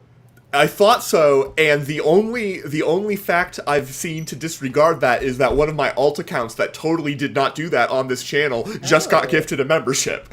So So you just have to be here. maybe or Not even because that it used to be per channel. It used to be per channel. Maybe Yeah. now it's that you That was just annoying. activate it generically or something. Yes, once you accept gifts, you can get gifts from anywhere. The algorithm Okay. has a Oh. preference towards people who interact with the channel, but it's not And it's, exclusive. or are interacting with the channel. Yeah, like 'cause, like after yesterday. my last party when we got a whole bunch more members, I immediately lost a bunch of members and had smarmy comments on that video. I never wanted to. I've never seen this channel before. I'm out of here. Yeah. Yeah. It's the thing where I'm like, I don't no. wanna be Don't let the door What up, hit you. Jay? I don't want to be locked Jay. into Hey. I don't like I don't want to Hey. be I didn't want to do the thing where like members are going to get like what do you call it, carte blanche, like shout outs or whatever, because with memberships and it's so low, so it's like $1 and Yeah, it's, you I know, think like it's the cheapest that you $5 can to make get them. 5, like there are going to be people You can't you know do. that got thrown into a No. chat and I don't want Hold on. to. You can't make your lowest tier $1 because YouTube takes 30% and then Google's going to tax you on it as well. But we've There's had no that point. every time you We're- come here. Every time we come here, we have this conversation with you. All But I you want, can't do that. all I You want is can. some vaginas. You just said it. My lowest tier is 99 cents because No, some it's people got to be only wanna do that. $1.99. Otherwise, it's not worth the person's money no, to bother. did you Come not on. see Look. stone vagina? I got it. I don't care about anything else. Everything else can be a Dick. penny. Let Right, people small pay whatever they want to pay to listen to my But and hold Dr. on. Weasel. please. But hold on, let's ask the viewers. Do you, as members of Maya's channel, want to make sure your money actually benefits her? If so, $1 is not enough. So would $2 be okay? And I bet everybody says yes. Listen to I this. know, because that doubles my expenses, Dick. I gift half of the memberships. It's got a bit of a problem. Fuck! Oh shit! You play your bong? Listen to No. this old talking over here. Pissed off that weasel. Fucking shit up. Don't you think? Would you mute your mic before you beat your kids? Don't you think? Don't you think that? Don't Quiet, you think Rachel. that any? God damn it! Don't you think that Dick? I got a quibble. I got a quibble here. I'm listening. Can you I'm listening. just give me a break for fuck's sake? Yo, let Steph has the floor. speak. Yo. No, I would. Okay, wait a second. All right. All right. That was a lot. Don't you think, Dick, that That's so funny. a channel can set its own price on a stone vagina? Are you against the free market? That's what I'm talking about, God damn it. Jesus. Wow. You love to get mad at me, Steph. Okay, so I do. but- I do. I love flipping out on you. Oh yeah, Absolutely, you do it single fucking every time. chance you get. We all know it. Absolutely. Yeah. Do you want to hear it again? Hey, You Maya. think you have sound effects? I got the real deal right It here. won't make you any cooler, but go ahead if you need to. But the thing No, is, it won't make me any the thing cooler, is- but you know that's what. But the thing is out of $1, you're almost giving YouTube as much money as Maya. But out of $2, Maya gets a way higher percentage. What I'm saying 30% either actually way. makes sense. It's 30%, isn't it? Isn't that a flat rate? Or Right. is it, So but 30% of $1 is already closing in on half of your payment to Maya. But 30% of $2 is not. It's still How is that 30%. the same amount? no matter Oh my what God. the level is, it's closing in on 70% that Maya So- gets. So I need a there you go. mathematician. Is It's a 30% of strange way to do $1 math. and 30% of $2 like the same congruent amount? I'm very confused. You shouldn't be Right. confused. This is how because- proportions work. Well, Because- hey guys, real Oh my quick. God. Mr. Renato, This is shop talk. No, guys. this is What's just the an fuck? argument Mr. now Renato, instead did of you the wanna say any reality. parting words? We're I got talking something to say about real 40 quick. cents versus $1.40. Seriously? See you later, Wait, Michael. $1? You know? Hold on, time out. Wait, what? Check his Steph, math. do Check not his blow math. that air horn again. I swear Stephanie's to trying to God. threaten people with that air horn. Yeah, that air Look. horn's a little loud. All right, all right. Jay has Maya. not done. Jay needs his minute, and then you guys can like. All right. I'll bring out the mud and do all the shit. My Jay, where are channel- you There's coming up mud. with here? My channel is Pocket Locker 86, and you need to go there because you don't know how evolution works. Pitch And gather. starting this Wednesday morning Ooh. at 10:20, I'm gonna be teaching you how evolution works. You Oh, are actually shit. going. Fuck yeah. I am actually streaming my lab class. You are going to get to sit in. I teach this class with Rob Pennock, who was the expert witness in the Kitzmiller versus Dover trial. And so I'll be streaming the lab portion of our class. You can come, you can learn how evolution works, you can follow along in all the activities. They're free. And at the end of the semester, you can even conduct your own evolution experiment. So come hang out, learn how evolution works, and then subscribe to my channel, hear me rant and rave about politics and everything else under the sun when the students aren't around. So Hey. And join the gather. Pocket Also, Locker 86, ratios enjoy and rules. gather. Boom. I want to find out That's- what this gather. Gather thing is That's awesome. absolutely awesome, Jay. That's really great. That's great. Sweet. Thank you. No, that's nice. That way, when assholes start asking me, "Why do you believe the Earth is round?" I can just be like, "Here's Jay Bundy's channel." No Yeah. shit. Boom. Easier than arguing. It is easier than Pretty much. arguing. Oh God. Maya, Hey. Yes. this is the last thing I'm going to say about the cost of your channel. Mhm. All right. Charge whatever you want because this is the only acceptable way I can buy titties on the internet. Yeah. Yeah. Fuck yeah. Everything else my wife can see. So, you know. That is an airtight argument if ever I've heard one. I'm gonna teach you how to use a burner phone, Niddy. I'm gonna teach you how to use a burner phone. Yeah, you got to get like Mike Johnson. As soon as I found out Mike Johnson's porn accountability partner was his son, I was like, we just found out Mike Johnson has a burner phone. Yeah. Oh, it's not that. It's more the financial. Yeah. It's the financial. It's not the She can't. Yeah, we can't trust a man with no bank account. Yeah, that's another good one. Not at that level, no. How can you exist in the modern world without a bank account? Hey, I share. Church donations. We stopped Lots those. of money We orders. stopped those. Oh, he's criming. We just got to figure out how. That's funny. Yeah. Yeah, good point, like Jay. crime. I think that's Jay, a very good point. Speaking of, anyways, there's a question for you. Because it felt so good. Because we felt the Holy Spirit moving through our veins. I'm a hedonist, and I just wanted to sin. I also enjoy sinning.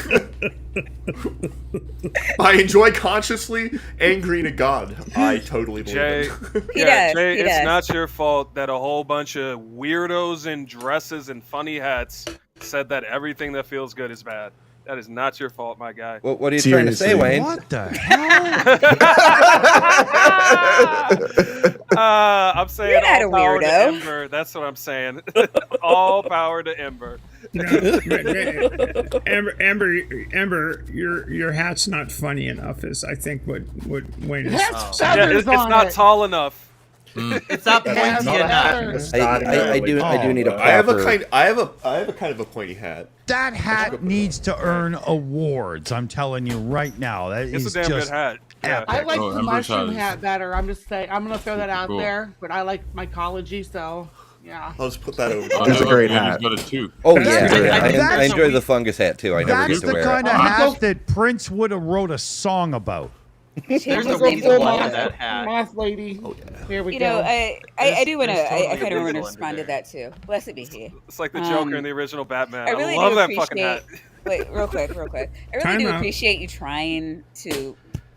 I see you trying today, and you've been banned from a lot of chats, and again, From mine. it's the proselytizing. Like, you have got to stop damning people to hell. It's just it's so uncool, and you're talking to a room full of people. Like, in any live chat you go into, you're talking to a room full of people who have been Christians and said, this is not for me. And let's just think about it from like a practical standpoint. When you go to church, there's probably, unless you're Catholic, a period where people go to the front of the church and they give you their story. Why am I like this? Testimony. Testimony. Thank you. Yeah. Tell me your testes. And what are the testimonies?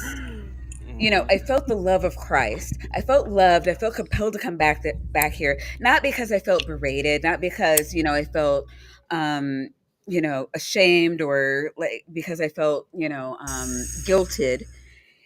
I'm not saying that's never happened, but generally people come back to church because they felt the love of Christ. They needed the love of the community.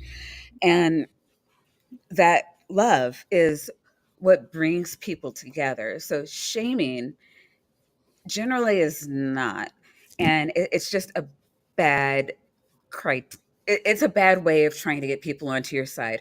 So when you go into a chat and you start telling people, purify yourselves, or whatever your other shticks are, they're going to see you as a troll, because you're not even talking to them at this point. You're not having the conversation. You're just yelling insults at them. And there's very few people in my chat, because I know, I don't know, I'm growing, but I know most of these people. I've seen them in action. Most of them will have the conversation, but you can't converse when somebody's not even talking to you. And at that point, it's just annoying. Yeah. So You're going to come across as a troll. And when people identify a troll, you get banned. Now, I've actually fought to keep you in the chat against the advice of every single mod um, in the channel. I want you to remember Not me, this. but I don't count. You don't count. I want you to remember this the next time we're in somebody else's chat and you're yelling at me about, like you're just mad because you can't ban me. You're only in here because I don't ban you, and I most certainly can. And I would advocate for you to be in the chat because you drive interaction with other people, pushing her chat forward, which is a good analytic for YouTube. But you're pissing her off, and that's just not going to work for anyone, right? You've got to know your limitations. One of the things that's important to realize is that the discussion ought to be focused on what's being said on a show. Yeah. Not in trying to stir up shit, because that is when you're trying to stir stuff up, you're not in the show. You're in the chat, and you're making the chat into a sideshow, and that is distracting people from what's going on the screen. Yeah, now, if you've got something productive to say that about what's going on the stream. And the other thing I would say to people who would like to preach in chat or talk about politics that's not going on the show is say something productive. Say something that's moving a conversation forward, and try not to distract from what the creator is trying to present to you, because that's what pisses creators off. If you're sitting in the audience and chucking tomatoes at people, or in the case of, say, I don't know, Lauren Boebert getting a little bit of a thing going on, right, you're going to be escorted from the theater. That's the way it works. And you need to keep that in mind. The other thing, Steph, is when the creator's looking at the live chat, if you're on topic, it's going to keep the conversation going. But if you're off topic, then they just look at the live chat and go, oh, well, there's nothing there, right? You're not helping. You're not a part of the conversation, right? You got to be in the moment with us. It really helps, right? Yeah, and if you want to be, and there's nothing wrong with you being there if you're going to be a part of the conversation. Keep people's focus on what you're seeing, and then no mod is ever going to have a problem with you. Exactly. Yeah. I gotta say something super quick. 2 seconds, Jay. Okay, do you want to tell these motherfuckers who they're fucking with? Like I said, come to the channel. Nothing stops you from watching Pocket Locker 86 on YouTube. We're doing a whole class, man. You have homework, everything. Tom, you could break it down, get some extra help. Getting homework. I gotta tell Bless B he getting the real deal. There really isn't a lot. There really isn't a lot of homework, to be honest with you. You just kind of go through the exercise. You came on here and you said you don't know evolution. I'm going to teach you evolution. I understand evolution, okay? My dad was a pine cone, and I understand what that means. And Jeremiah was a bullfrog too. Right. And he was a good friend of mine. All of ours. Really. Okay, so I didn't get to say the thing I don't like about YUCs. In boys, they're a long list. But when they pretend to not understand, I really want to just say, you realize it's a painfully simple process. Right? I mean, it's truer words not been spoken. You're not wrong. But then they label you an arrogant jerk that they don't have to listen to because you were rude or something. Or a cool cat with a slick voice. It depends on who you are, right, brother? Right. Well, you're you and I'm me, apparently. All right. It took the chat long enough. Jeez. Yeah, that was some weird looking shit there, Niddy. Can I Niddy, what the fuck? Can I get it, Niddy? I don't. All right, let's all play with our dicks. I don't want to change the. Super quick. I wanted to say something to that theist in chat that's condemning people to hell. Yeah. I'm gonna need like just 15 seconds. All All right, right. check me out. I'm gonna just name them off in order of smallest religion to largest religion. Druze hell, Tenryism hell, Coadism, Hona was it Hoahoism, Shedonhoism, Jainism, Baha'i faith, Confucianism, Muslim, Spiritism, Judaism, Sikhism, Voodoo, Taoism, Shintoism, folk religions, Buddhism, Islam, Christianity. It's like That's a a Billy lot of Joel. hells. That's It's a like lot a of See hells. what? no, but hold just on. what- It's what like a ju- Billy what Joel just- song in a minor key. Right. What, But I'm what saying, just like, showed, We didn't what start just showed the up, fire. from a mod's perspective, I'm sitting here on the show right now. From a mod's perspective, that last comment was you're trying to direct the show. Don't. Yeah. Listen. Listen. Don't try to change the conversation, and you're not gonna change the conversation. You can try, but Can I change the conversation? you're in the act of trying, you'll look like a dick. Yeah, Not this dick. Yeah. Jay, did you do a debate with Tovin? Yeah, so this I whole did. thing about I did. about- Listen, Oh, theism we're is just a talking red about herring. this now. yeah, exactly. Al wanted to say a thing. Hold They're on, just hold on. trying Al, to distract, essentially. They're just trying to make it all Right. about this whole, like, you got destroyed, and it's like, the empty can really rattles them. Hey, so let's ignore him. Let's ignore him. Yeah. I'm sure the mods will take care of him at this point in time Yeah. because you're doing Well- exactly the wrong thing here. Right. And you know what? what are we talking about? I got a thing I can do. I've got this thing I can do. Oh, hold on. Let me mute my headphones. We got a thing over Stephanie, on you're our pulling up the channel. horn again. No, I'm not going to blow the horn. We got a thing over on our Toot your own channel, horn. and Steph nailed it right there. We move on with the conversation and let the mods do the work at that point, right? There's Story of my no life. way that somebody that's considered a troll in our live chat would ever get this much lip service. You just, that's it. Done. Yeah, Right, well- it's what they're looking There's this for. thing I can do. wasn't See, there's speaking this thing. specifically to that individual. I'm speaking to Yeah, the yeah. idea of younger of creationism. Like Yeah, you yeah, can yeah. you just kill them with comparison. The fucking what's am I thinking of? The golden rule is older than the Garden of Eden. That's just it. Mhm. Die mad. You know what I mean? I'm also pretty Point.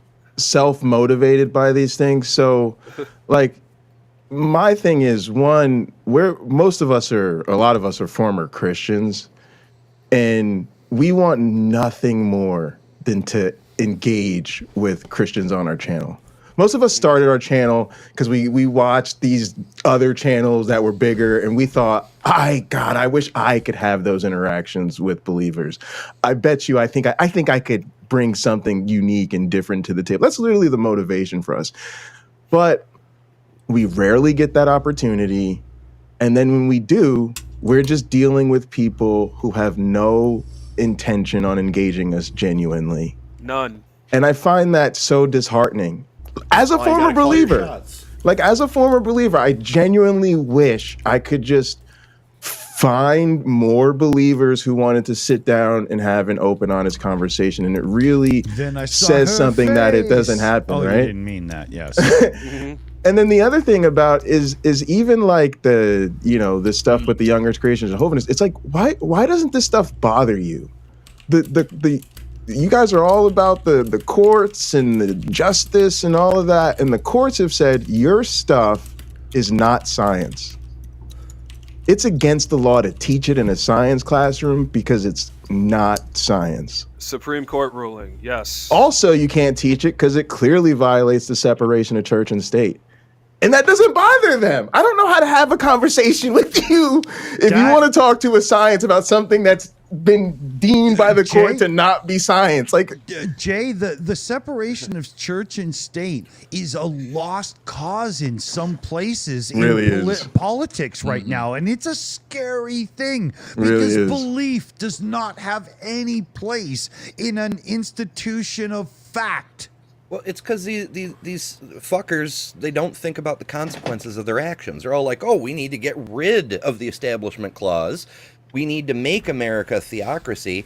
What the fuck are they going to do when the Muslims outnumber them and suddenly it's the United Islam Republic? You know, they don't think about this shit. No, they thought about it. They're just going to murder any religious people that say different. That's the goal. They're going to go for plan. theocracy. And then they'll start murdering each other over who has the truest version of the Bible or what the fuck ever. But you know, that none of them are even freaking listening to Jesus. Like, the question earlier was, why do we get so mad at young earth creationists? They have a silly belief. It's fun to laugh at them. That's not why they're the problem. They're a problem because they're trying to push those beliefs, which include hateful policies that harm people in real life. And when they do that, not only are they hurting people, they're making Jesus cry, because here's a short list of some of the commandments that Jesus gave about hating. But I killed the goat. My favorite thing is how... Oh, nice. Ember ready. Ember was Ember understood the assignment. I love that shit. Make sure you don't cook it in its mother's milk, right? No, this is just the stuff Jesus said about hate. Oh my goodness. I don't know if it was on the list, but my favorite fucking thing that Jesus ever said, Sermon on the Mount. It's either in chapter 5 or chapter 6. I'm racing right now, so I can't remember. Blessed are the Greeks. Not that one. He tells you that praying in public has no fruit. Shut the fuck up. Don't do it. Shut the fuck up in public. But that's the way you make money as a pastor, so it's never gonna happen. Ever. They don't care. It's just about feeling right and hurting people that they don't like. That's it. Yeah, it's political control and monetization. Yeah. Right. Jesus literally told you, shut the fuck up when you're praying in public. That's right. Do us a favor, Don't do it. please. Thank you. Oh wait, what was this Hovind? What was this Hovind debate? I apparently missed. No, you missed that. I have a similar thing with Donnie. I think you were talking about Donnie. I have a similar thing to Mark Reed with Donnie, which is like a collegial sort of thing going on. But yeah, I was Kent Hovind's 300th debate. He has that with a lot of people. And I did say that Kent got the best of me that night. I'll just say it was his 300th debate, and he had a stroke that week, and you know, it was an interesting time. But yeah, people should go check that out. It's on my channel, it's on his channel, it's on Donnie's. Okay, so guys, what's with all the dick stroking and fighting Hovind? I don't. Isn't that like It's a rite of passage. I will say this. I wasn't feeling that massage, if that's what you mean. I think for myself and a lot of other people, I think the motivation is sort of like interpersonal or social. Like, I was motivated. I saw him sort of like do a weird misgendery person thing with a non-binary person he was debating, and it really like gave me that like, I want to kick this guy's ass, and you know, because that was really fucked up and bigoted. But it's just not the type of opportunity that's going to come of something like that, especially not when Donnie's moderating or whatever. So it was a learning experience for sure. Yeah, I think number one that it's a rite of passage kind of thing. Every single atheist, you know. I would also say well observed, because you knew the environment you were going for. Hey, Al. Sorry. Al. Wait, so, one and second. I think the other. I know Al's going to be getting out of here soon, and Al, you know, you got to like speak up to get, you know, get it in here. For the record, I tried at several points. I know you did, Vandy, but I'm so loud that I would shake my own house off the foundation if I spoke up too much. I think some of my family's already in bed. I know you're about to leave, and I'm sorry to break up the conversation, guys, but I wanted Al to. I'm sorry. No, you're fine. Say anything before you go. I do want to say something. I want to say congratulations to Maya and Vandy for having this great show. I've been very privileged to join in the takedown of some of the highest order minds at Mud Fossil University, and I do appreciate tuning in for all the bad science. Amazing. But I also want to say, for anybody For anybody that thinks I'm going to hell, I am. And when you get there, my music is on a constant you shuffle mix. Oh, so, you got a record deal. You know, It's on the hot playlist, fellow welcome to it. babies. So if you're praying to the wrong God, my music is down there, and I'm writing like a new song every week these days. So Nice. it won't be monotonous, but it will be bad. Al, where does everyone find you? My channel is Al Trucker, and I do some serious stuff like on streams, and I do some funny stuff on streams. I do a little bit of debunking. I've been what would be putting out just a D with no bunk. I've been showing people how. Yeah, I know that sounds weird, right? He's slapping us with the D before That's the right. bunk. I bring out the D. So I have. That's funny. I just want to show everybody my giant white ball here. Because that's what you do. Whoa. Geometry works here. Smooth as eggs. Yep. Yeah, I have a great big white ball. 3 of them, in fact, and I show one of them on screen, and I show people that spherical geometry and Euclidean geometry are not the same thing. No. Sometimes.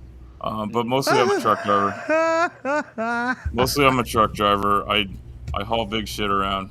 I drag hose, and I'm an advocate for good thinking. Hey, Al, I would also like to point out you're very smart and you're more Al's a useful to society than everyone here. I don't know if I'm more useful, but if you need your hoe on time, I'm your guy. That was the funniest goodbye I've ever heard on a stream ever. It's great. That was the funniest thing ever. Is any of your music on your channel? Oh my god. Yeah, there's new music on my channel today. I can't endorse the quality of the music. No, the lyrics are pretty funny. The lyrics are pretty funny oftentimes. Vandy is begging someone that knows how to do something with music to take over. Oh I'm just like I'm extremely untalented. My enthusiasm for my lyrics is inversely proportional to my talent, but I still put it in.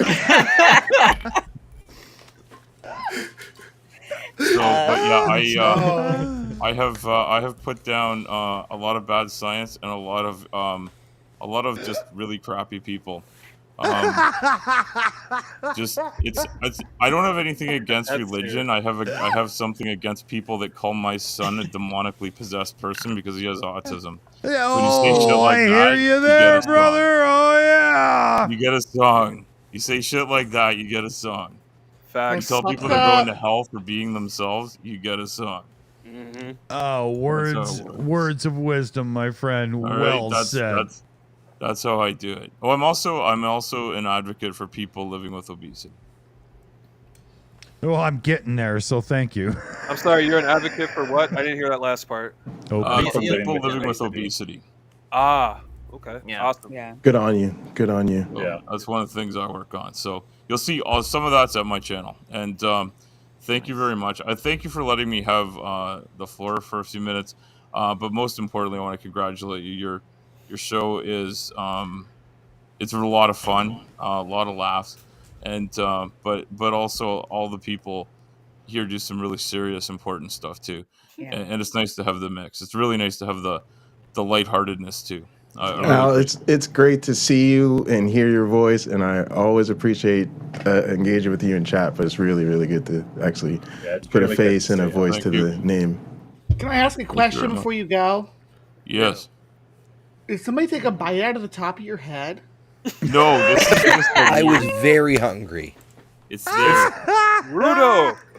It's Mark him, but on and a I have the horse. same barber, even though we live on different continents. It's amazing. Absolutely. But yeah, this is something weird with the webcam. What? And It knows doesn't it's your matter where I face. put it. Yeah, it's trying to. Oh, no, you're right. I love your background, by the way. I do love Is that the background. AI version of yourself back there? Yeah, you the look like- Grand Can Cranian, you know. You look like a freaking total boss daddy in that background. I'm just Yeah, gonna tell you. yeah. I look like that at work too. Yeah. That's it's funny. just Did someone take a my bite truck out of is your red. head? My mount's a little different at work when I'm dragging the hose around, but Yeah. you know, Mine still the would be same too. idea. Big beast of burden. Dragging the He's dragging- hose? Dragging the hose Dragging around. hose. Yeah. Fucking bears? Hose. They're like Are they giant. That would be Are- if you're giant not familiar, reptilian they're delivering prostitutes. excavators. Reptilian prostitutes. Dragon hose, not yeah. right. Well, dragon- yeah, Didn't you yeah, see yeah, the dragon old hose, kids show? That's even different. Dragon hose, dragon Dragon hose. hose, Time yeah. for dragon. No? Not Just yet. my kids? I don't. I may. I work must on have that. missed an I may important work- moment when I got up. That was weird. I like the red beard. You're a good all try. the moments, every single moment on the Maya Adkisson channel is important. Damn Don't you straight. forget it. Yeah. Damn straight. I'm not sure I can embrace that. Yeah, I mean, I talk a lot. You're yeah, fired. I was gonna say, a lot. See, this is a very special moment. Dr. Tapioca Weasel gets pitched off the channel because he says this is just not important. Okay. Good night, dude. Possible. Night Vandy, out. Thanks for coming. Vandy, check your private chat thing on here because I sent you an awesome Oh, message. on here? Okay, Yeah. yeah. I would not have seen. Yeah, No. right. I would have. Because Oh, no. I'm starting a new. I'm starting Okay. my own vernacular. Does it include That's- grok? I can't even keep track of different people that have different usernames on Discord and YouTube and stuff. And now he's starting his own vernacular. Like, seriously, right. you all are just trying to make my life difficult. You know. So Nobody when- tell Dick about the woo-woo language. You're welcome. I just want to thank Robin for a $5 super chat. Happy Robin! 1 year Mayan. Here's to Hey, many Rob. more. Hey, Robin. Robin, Great stream, yeah. Robin. Much Everyone love, loves Robin. Oh, yeah. Absolutely. My Niddy crashed, so I love this. he's gonna wake up. I The promise. Vanda head. Maybe. Wake up! Well, there you go. There you Real go. Niddy resurrected and died again. He Hey, died well- for our sins, folks. No, I died. He for died your for the stream, titty. so- The cartoon Niddy was warned about what he was doing with his right hand there. It's true. He violated TOS. Maya, can you share my Keep screen? that shit above the table. Hey yo, I'm about to get out of here. I just wanted to say hey to everybody real quick. Yeah, bye. Wayne. Actually, let's Put Wayne up, yeah. Yeah. Wait a minute. Come on. There we go. Get Thank you. back here. There's Um, Wayne. Hey everybody. I know I'm a new entity out here and not a lot of people know me, but I'm just a vagabond that goes around atheist YouTube, shit talking motherfuckers that think they have truth and they don't. But I just wanted to say, congrats to Maya, congrats to everybody here. Like, y'all are the reason that this space has heart and soul, and I just really appreciate it. And Thank just you. continue to keep doing what you're doing. Live as loud as you can, live as free as you can, Fuck and yeah. every time you make somebody upset by being who you are, it's a them problem relative to harm. So Yeah. Good words. facts.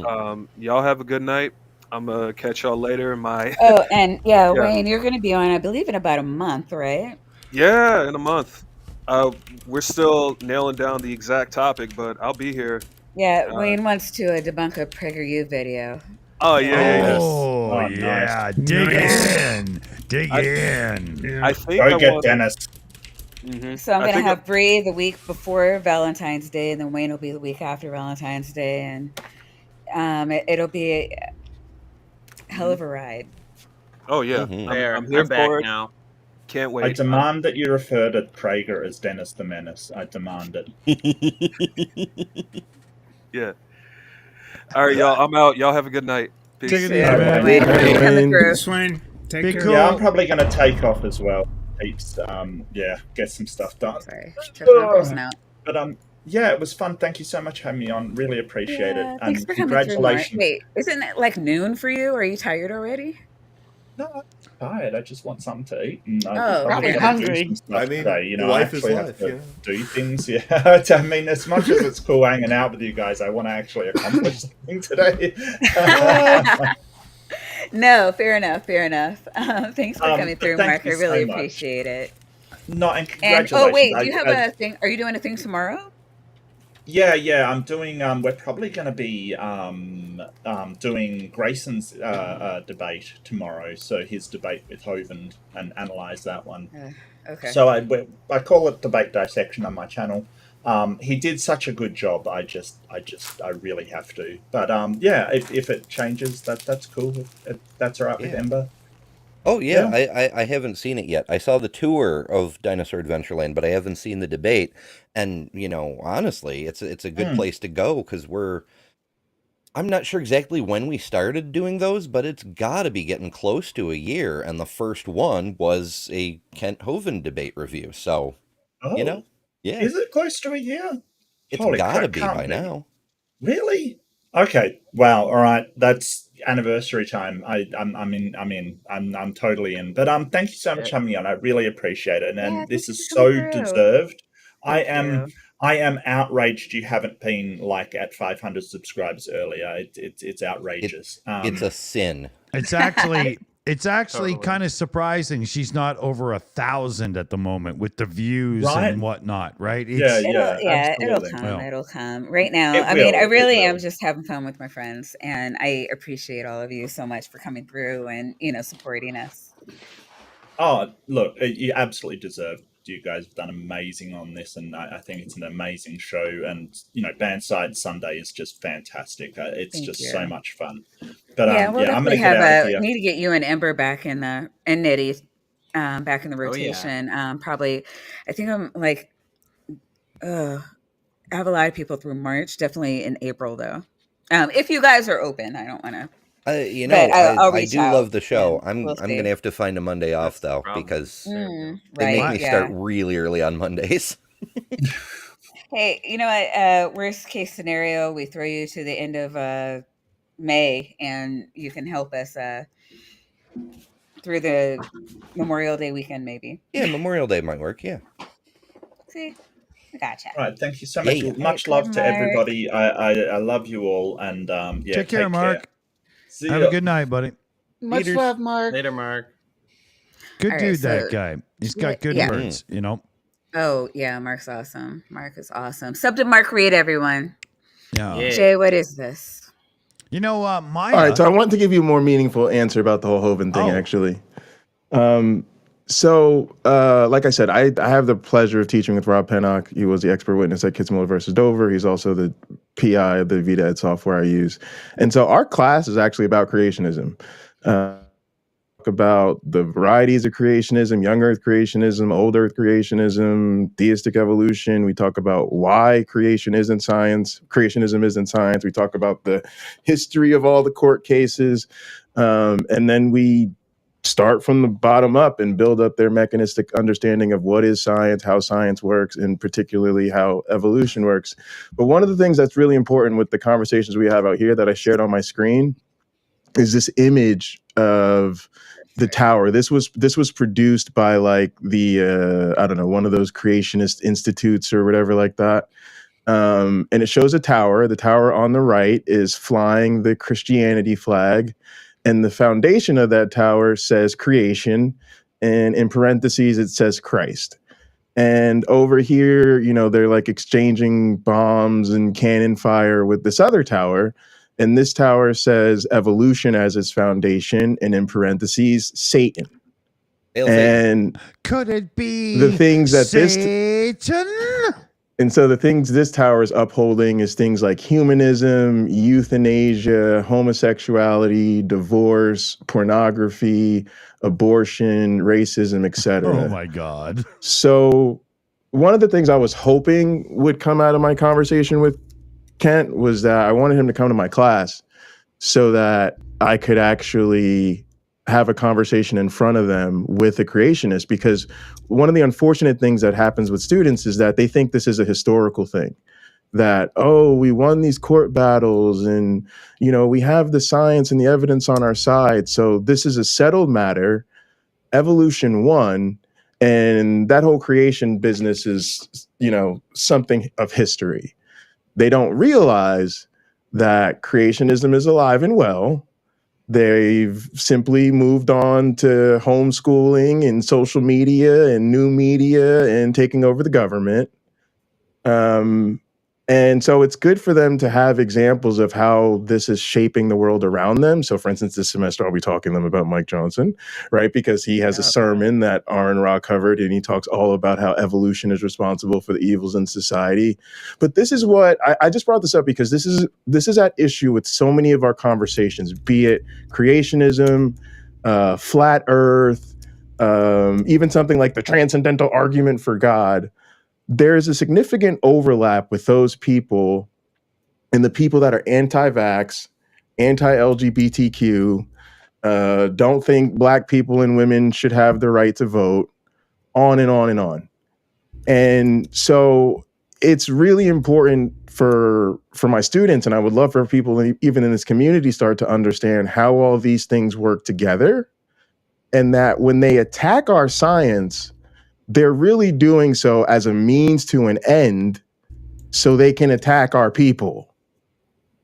And, you know, so that's something I hope to bring out to them, is that these people don't just have these ideas. They have these other problematic ideas that are really dangerous. They're not dangerous because they're creationists. They're dangerous because of all this other stuff. All right, I'm done. Yeah, no, but you're not wrong there, because anybody that has a motive other than actual truth, like science does with its outcome, you know, whether it be political or, you know, metaphysical or religious or whatever, it can't be trusted, because there's always an ulterior motive to, you know, like with religion, it's real power. You know, religion was the original government. Do as we say or else, right? It's not got a good history there, you know. Thanks so much for sharing that, Maya. I appreciate you. Oh yeah, thanks for sharing with the group. Yeah, thanks. All right, I'm gonna shove food down my face because I haven't done that all day. So I'm just gonna turn my camera off, but I'm listening. Okay. Woo! Turn your camera on when you're back. I'm gonna throw you in the back room, and we're gonna push your net out of here. Maya, so during Bad Science Sunday over the last while, what has been your favorite topics for, you know, hilarity, and what have been your favorite topics for intellectual discussion? Honestly, tough choice, right? Well, as far as Bad Science Sunday goes, the streams that we done recently, where I'm going into like more social issues, like why inner Earth people are Aryans, and it's Nazi propaganda, and the one we did with you as well, like, no, really, this is, you know, Nazi propaganda. Those are probably my favorites because they really bring out like my, you know, I have a master's in behavioral psychology, so a lot of the stuff about like how humans think, and, you know, things like that cuts to the core of humanity, right? But yeah, but also like of my interest too. Yeah. Which is human behavior. So I do like that. But as far as like funny stuff, like outside of that, like my favorites, because it's hard to say outside of that what's for been my favorite. This is how I would see it, right? Because I know you in so much as young Earth creationists aren't so much funny, but maybe Mud Flood was pretty humorous, right? Roger is a crowd favorite. We can't not do Roger. Steph. Yeah, right? Roger's great because it's just such what? Say what? What? I mean, you see what? Where? I mean, how's that work? But with regard to the folks who ruled a certain Central European country in the second third of the 20th century stuff, if you're saying the words, you're spreading the message. If you're saying the words that those folks said, you're spreading the message, and you really need to stop and listen to what you're saying. When I was talking to you about that a couple weeks back, I was mixing up Roger and Hans Wormhat. It's Hans Wormhat that's the Holocaust denialist, not Roger. Yeah. I got him flipped. Yeah, he's a Hans is a reality denialist, though. He doesn't even think the 1940s happened. Vandy, are you talking? Oh, your mic's muted, Vandy. Yeah, Hans is nuts, is my point, was all I was saying. Yeah. True story. Yeah. Well, I told Steph that Roger was a Holocaust denialist, and I don't have anything to back that up. I was mixed up with somebody else. I just wanted to say that right now. No. Well, I know these folks tangentially. The bad science is bad science. They don't necessarily have to be adherents to a certain ideology, but you kind of have to wonder a little bit. Well, ladies, you helped us so much too, especially the first 6 months. You guys were constantly there. What were your favorite topics, or did you have favorite topics or that we did, or favorite people? I think the stone vagina was probably one of the funniest things I've ever seen. Yeah, and I'm sad that's one of our lowest viewed vids, but we can check it out, folks. There's always a way of coming up with a few clips out of that one that's like, holy shit, really? Yeah, you know what? I should probably do that. Yeah. Honestly, this last one with Kip was amazing. Yeah. That was great. That was very, very good. It was more. It was more on the serious side, more on the things that many of us often view. But it was really, really good. And I was hoping for some Hebrew puns, but someday maybe I can get Kip on. Maybe I can get Kip on my channel. We can go back and forth. Yeah, I don't know that Dr. Kip is used to being as witty as we are in here, and that one kind of I think I was saying to you, Steph, and I'm like this, I'm really nervous about this one because I know we have a lot of Myth Vision fans and Digital Hammurabi fans, and they know that those are serious conversations. But that being said, it's a Bad Science Sunday, so we still have to get it to come through in a punny way. So that where it's still light and entertaining as well. But I'm freaking fascinated. Everything that you said, I'm hanging on every word. It could have been a totally serious conversation. One of the things, one of the things I'd really love to get to have a conversation about, I think it'd be a fascinating stream, is exactly that: the difficulties of translation. Yeah, either with Dr. Josh or Dr. Kip, either one of them, they're both cunning linguists. They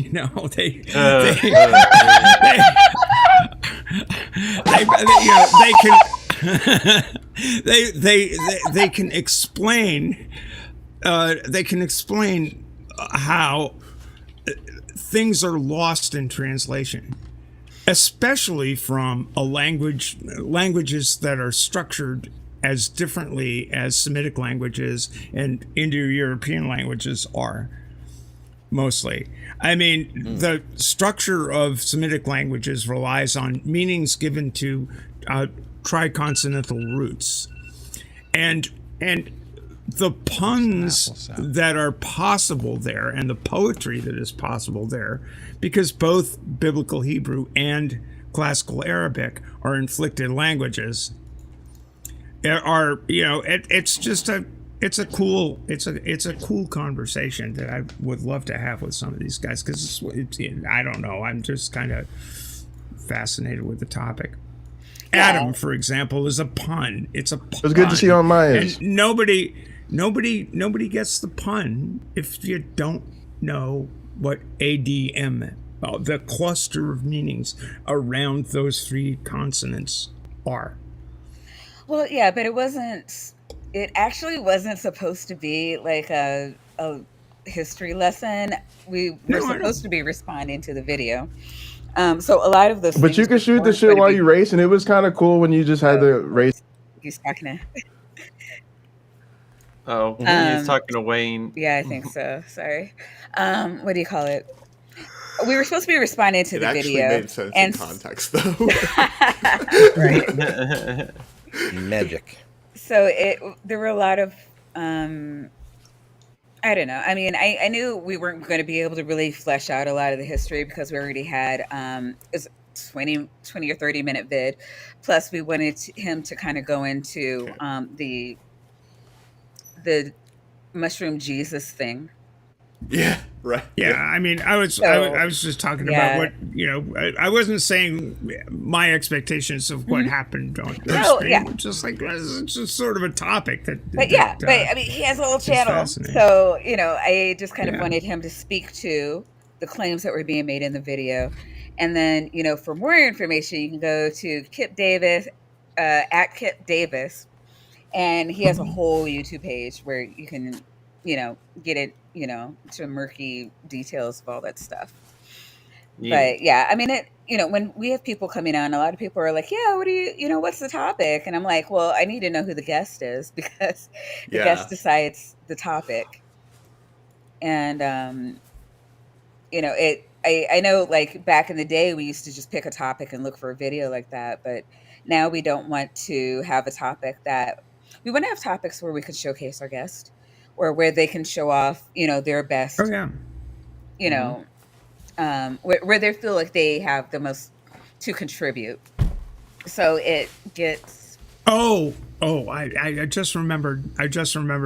One of my favorite episodes that we did was the hollow moon thing. Oh yeah. That was cray. It's like the hollow moon, and the moon is an artificial satellite, and it's like, and I've got wait, I've got wait a second. They made a movie out of that shit. Yeah. It's the the hollow moon thing was just bizarre. Yeah. It's not as bad a movie as people say. Oh, it is, though. It just is. Well, Bree, I don't know if Bree's still here, but like one of my favorites was when she came on. It was just me and her. Remember when we did the one with Jordan? Well, actually, I brought a video and you brought a video, and we had a whole 2 hours of spirit science. Oh yeah, gosh, I remember that. Did we do the? Which videos did we do? I've done so much spirit science. I know, right? I'm like a spirit science junkie. It's Jordan's like heroin. Yeah. I know Mark said the next time he comes on, he wants to do a spirit science one, but I don't even remember what they were anymore. Space Jews. I don't think so. We did one. The one I think you brought was him saying that Facebook and Twitter and there were like 3 heads. And they were the Illuminati, and they were, trying to do the global. Secret. Yeah, it was. I'd have to look at it again, but it was fun. It was, and it was kind of like newsy and conspiracy, and I don't know. I had a lot of fun with it. All right, Doc. Did you want to answer? Wait, Doc. Did you want to answer a question, like what your favorite topic was or favorite video was? Mine might be, the Hollow Earth one. Like the just straight up Hollow Earth, not like the hole into the Earth version. The one where we're already in a Hollow Earth and there's like a little sun in the middle. Oh, are you talking about Crater Earth? No, maybe I'm talking about the one. I'll have to find it, but it was the one with the really snazzy animation, and I'm like the competence and the 3D modeling skills. Yeah, our very first Hollow Earth one. Yeah, that was weird. Because I was love that. concerned that it would be too boring for the chat, but they were hanging on our every word. It was, yeah, yeah. That particular person is fascinating to me. I'm sorry. No worries. No worries. My background right now is I remember that. Was Aristotle and Plato and Buzz Aldrin on the moon, which I thought the three amigos. All right, there we go. There it is. There it is. So I'm trying to think our first. I don't even remember which video. Oh yeah, it was Dr. Tapioca Weasel and I learned who's inside the Earth. It just says that it was out 10 months ago. God, it'll be a year almost. Yeah, there you go. Yeah. So I can't believe it's been a year. So we're so old. Trippy, right? So Maya, what have you learned in this year without insulting any of the people on the panel right now? No, I'm just kidding. All right, hold on. I can leave to make that easier. Wait. No, aside from you. I was being a complete facetious asshole there. Sorry. But what have you learned about yourself as a YouTuber in this year? What have you what are the realizations as you as a public persona now, right? I don't know. That's a good question. It's a tough one, isn't it? Somebody did this to me, so that's why I'm doing it to you, right? Yeah. I'm really glad Stephanie and Bree are here because I think in April of last year we kind of learned who our real friends were. Oh God! That was rough. Yeah, that was a tough time. That was rough. I talk about it a lot, where I said anybody who's like a Nazi or Nazi sympathizer, just like unsub for me, and I lost like 10 subs, and not upset about that at all. But it was oh my God, I got really close, a lot closer to Bree stuff and Jay during that time, and I actually, believe it or not, I didn't say anything to Vandy about it. I really didn't know very much what was going on. I didn't, I knew, yeah. Yeah. Whatever. And I'm chill. I was just like, it's. I don't know. I wasn't really trying to drag people into it. It kind of felt like a death. I remember when my dad died, and I just wanted to be around my closest family members. And during that time, seeing how people in the community reacted and whose side they took, I didn't know who I could trust. I almost stopped streaming because it's just like, well, I these are just the people I lost. I don't know who else is just like here to see the dancing monkey dance. I didn't, I didn't trust anybody. I think I said to Titan. Where's the you? Where's the real? Where's the me in this now? What are you here for? Yeah. Yeah. Like who are my real friends? It was just really surreal. And I was about to disengage, but we went through it, and I think the people who are involved actually haven't streamed much since then. So it does look like the wheat kind of was separated from the chaff. Always happens. Yep. And I know that I don't know. I feel once the new wore off, I'm feeling better and stronger and more confident in the community that I'm building. and the people that are closest to me, and probably why I'm like so mama bear with like every single sub, because it's just like, to People, me, I'm kind of extrapolating it. These are the people that stuck with me through the bullshit, even the ones that came later. It's just like yeah, I like yeah. I love them so much. Like every single person that hit the sub button. Like I These can't tell you what that each and every single person means to you me. folks, should understand. She's got real skills at this. Like, I threw her a little. Hey, Dunc can't be around, for the 42 show, so I need a co-host. Do you want to come over and do that fast-paced news show thing that we do and whatnot with me? Yeah, sure, I got that right. And she really did. It was it was out of her wheelhouse, out of her comfort zone, and she nailed it just like we do on the show. It was so good. That was a good show. So good. We Yeah, want to and have I was kind of amazed because I walked in knowing nothing. He's just like, "We're going to do these news stories, and I just need you to react." And I'm like, yeah. "Okay." Yeah.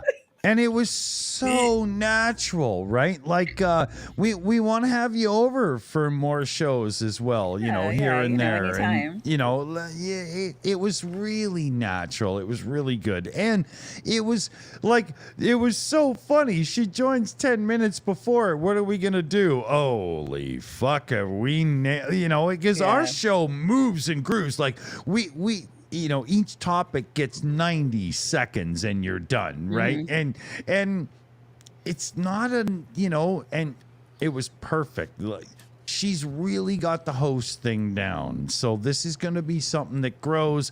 You'll be really happy that you're on the ground floor with the family thing here. And grab your membership now so she remembers your name in the early days, because that's when you're really cool. Oh, but I did forget to do this. So I'm going to thank Robin Webster for 5 gifted memberships that went out to Logan Fisher, I Killed Earl, Cornbread, Autistic Shill, and Wasabista. That's an awesome name. Robin, you are amazing. Thank you for being part of the fam. I don't know. Well, I think about this. Stephanie, you started 2 weeks after I did. Well, yeah, my channel's been around forever, but I hadn't done anything. I did a whole bunch of stuff back in like 2011 or so, 2010, 2011. What have you learned about yourself as a streamer? I've learned that it's showbiz. That it is a game of delivering stuff that is, the people who buy the ticket want to get what they paid for.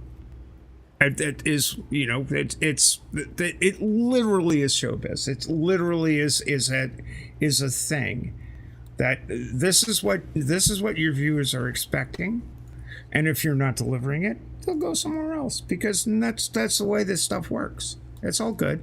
It's fine, but there's a fine balance. Between what you're willing to deliver for an audience and what you want to say. Are you going after eyeballs on screens and asses in seats exclusively, or do you want to actually make a difference? And that, I think, was the crux of the crap we went through in April of last year. It's like, where do you draw the line? Is it simply you want to convey a good, solid, thing to your audience, but you don't want to do it at the expense of other people?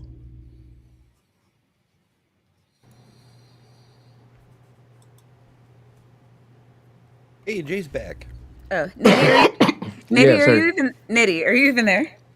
Oh yeah, I'm here. All right. I do want Dr. T to answer the question since he's co-host, and then we'll move on. Oh, sure.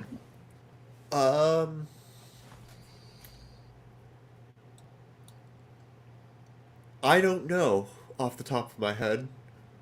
Probably nothing, because I'm a weasel and I have a brain case size of about a cubic centimeter. Well, actually, much less than that, I'm pretty sure. But I'll vouch for that.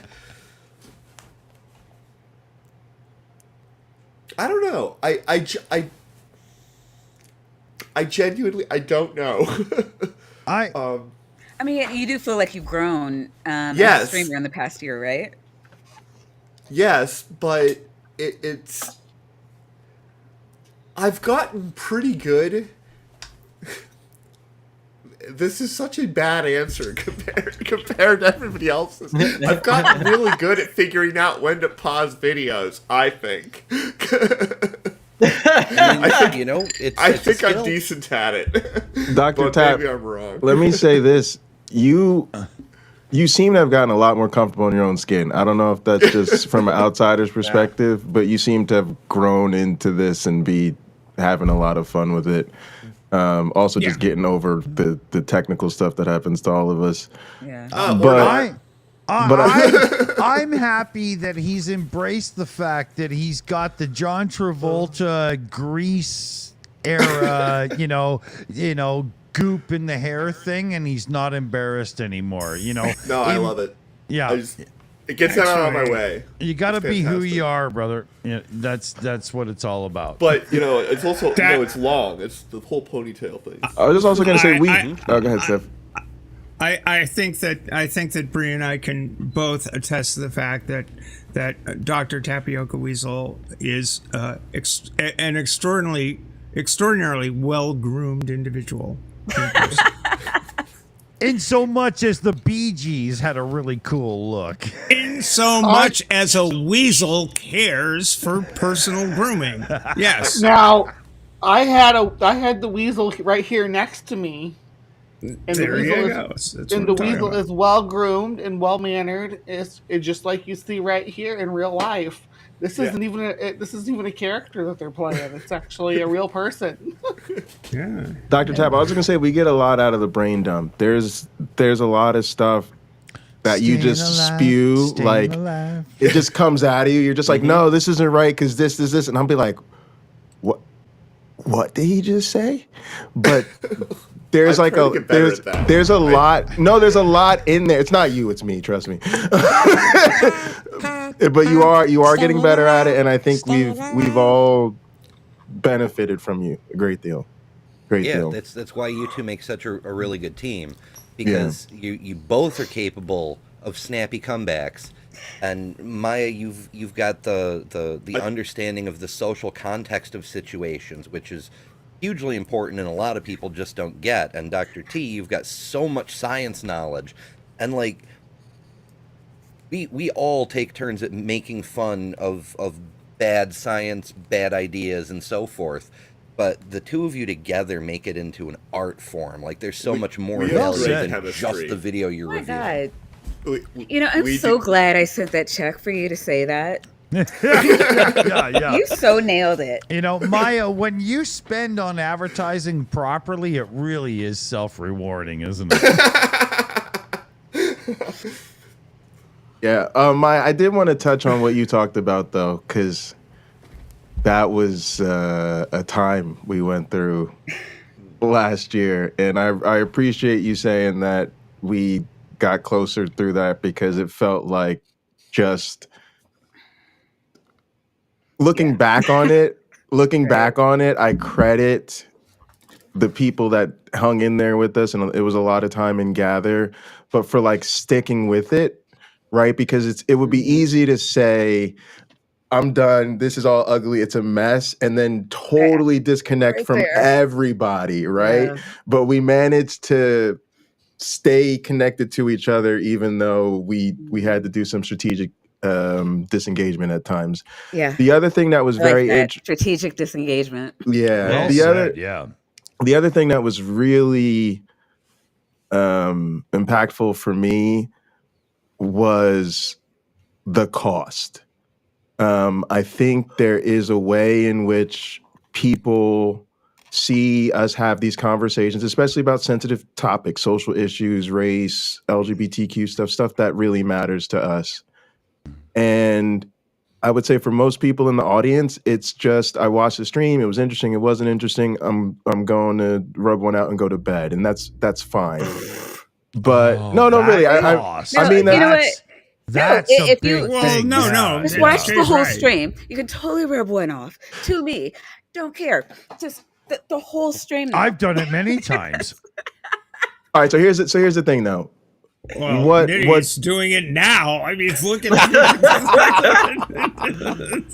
what that experience taught me was that there is a price to be paid though, right?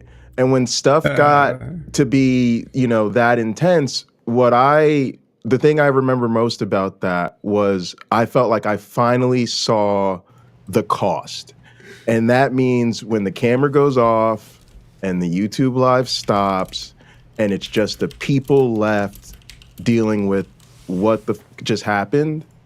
I dealt with the screaming, I dealt with the rage, I dealt with the tears. And you were talking about stuff that was so real and so painful. The one thing nobody noticed was we were the only people who weren't streaming about it. Right. Everybody else was down to get their. Everybody else was down to get their stream and their 5-10 hours of flesh talking about everything that was going on. Not came out of retirement to talk about it. And nobody seemed to notice that the affected parties were the only ones who were going, I don't want to be anywhere near this with a 10-foot pole. And even on time later when we did something, like I put a short video. It was way different. And the one thing I also want people to remember is the lost productivity. Yeah. When you might see Brave Bree and Brave Steph and all this, but I see when they're hurting, Bree, you're not working on your video. Steph, you're not making sales today. I'm not coding. I'm not writing. I'm not working on my lesson plans. Your head's not in the game. You're all lost and whatnot. And it's all because of the externals. You see what I'm saying? Right? And I'm going, and at some point, you just want to throw a protective hedge around your people say, we got to get away from this and get back on track. Exactly. The other thing about that whole thing was it was an illustration of what intersectionality looks like. Absolutely. There was so much going on there, so much subtext. When as regards real shit. That was hard shit. I do want to thank Native Atheist for $20, and I don't know why you don't think I would pick this up. We about to have money. Don't know how we made it. Don't know how we made it together. We made it together. I mean, and that was really probably the only thing that kept all of us on YouTube. We were still here too. Every single Ignorance day. worked. That's how I did it. Congrats, Doc. But as for the rest, that's an illustration of the power of community. Why is everybody so upset? Yeah, I didn't realize. I think I was on vacation for like an important week of that. Nope. No? That was not that week. Nope. It was about a month before. And me and Steph just jumped into the stream every week, and we're just like, you know what? Hit the goddamn live button. There's a back and forth. We're doing it. There's a back and forth in the live chat, and I just gotta say, Beamy or BME, I'm not sure what it is, but Beamsy. Yeah, Damn it, Beamsy. God damn it, Beamsy. What are you doing now, Beamsy? For the love of God, you are making my evening. I'm gonna have to go back through the comment section, aren't I? They're telling Canada jokes. Real quick before we move on, I do want to thank Native Atheist for this comment, and I also want to bring. I don't want anybody to forget.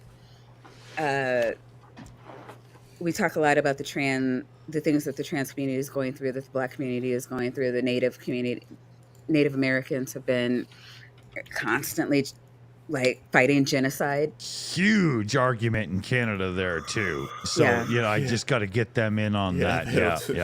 Yeah, ever since the Mayflower hit. Is Canada hit. real? No. But Only if you measure it properly. Guys, this is Okay. serious. Guys, I want you to know that our hearts go out to you, that we stand in solidarity with you, and we love you like family. Thank you. All right. Yeah. We shouldn't be thinking in the way of, minority groups and stuff. We should be thinking in the way of the people that make up our communities. Never mind who's what and stuff. No. They're your goddamn neighbors, people. Like what the, Okay. Steph, do you or Jay want to take this? It's just, like yeah. No, dude, basic. Oh wait, Vandy. Yeah. You know what? You guys have no idea what I do with him behind the scenes. It's just like, shut the fuck up. It goes like this. Goddamn. They should be your friends, man. Just come out and say all lives matter and like make us deal with it that way. But your friends, the people in your neighborhood. It doesn't Let the matter men who have they a chat. are. They should be the people that are also watching your children for you as you watch their children and stuff. I mean, okay, but that's the goal. It is the goal. Unfortunately, however, we're so far from it. We are, and recognizing groups is how we see where the breakdown is. Yeah, and I agree. How we do that little SWOT analysis where we're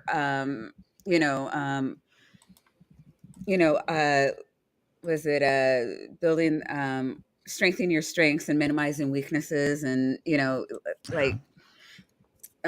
you can't know where the weak link is if you're not breaking the machine down to its components. If you're just looking at it as a broken machine, that's a good one. It doesn't really help you. Yep. I need to know, do I have do I have a flat tire? Has the engine gone bad? Right.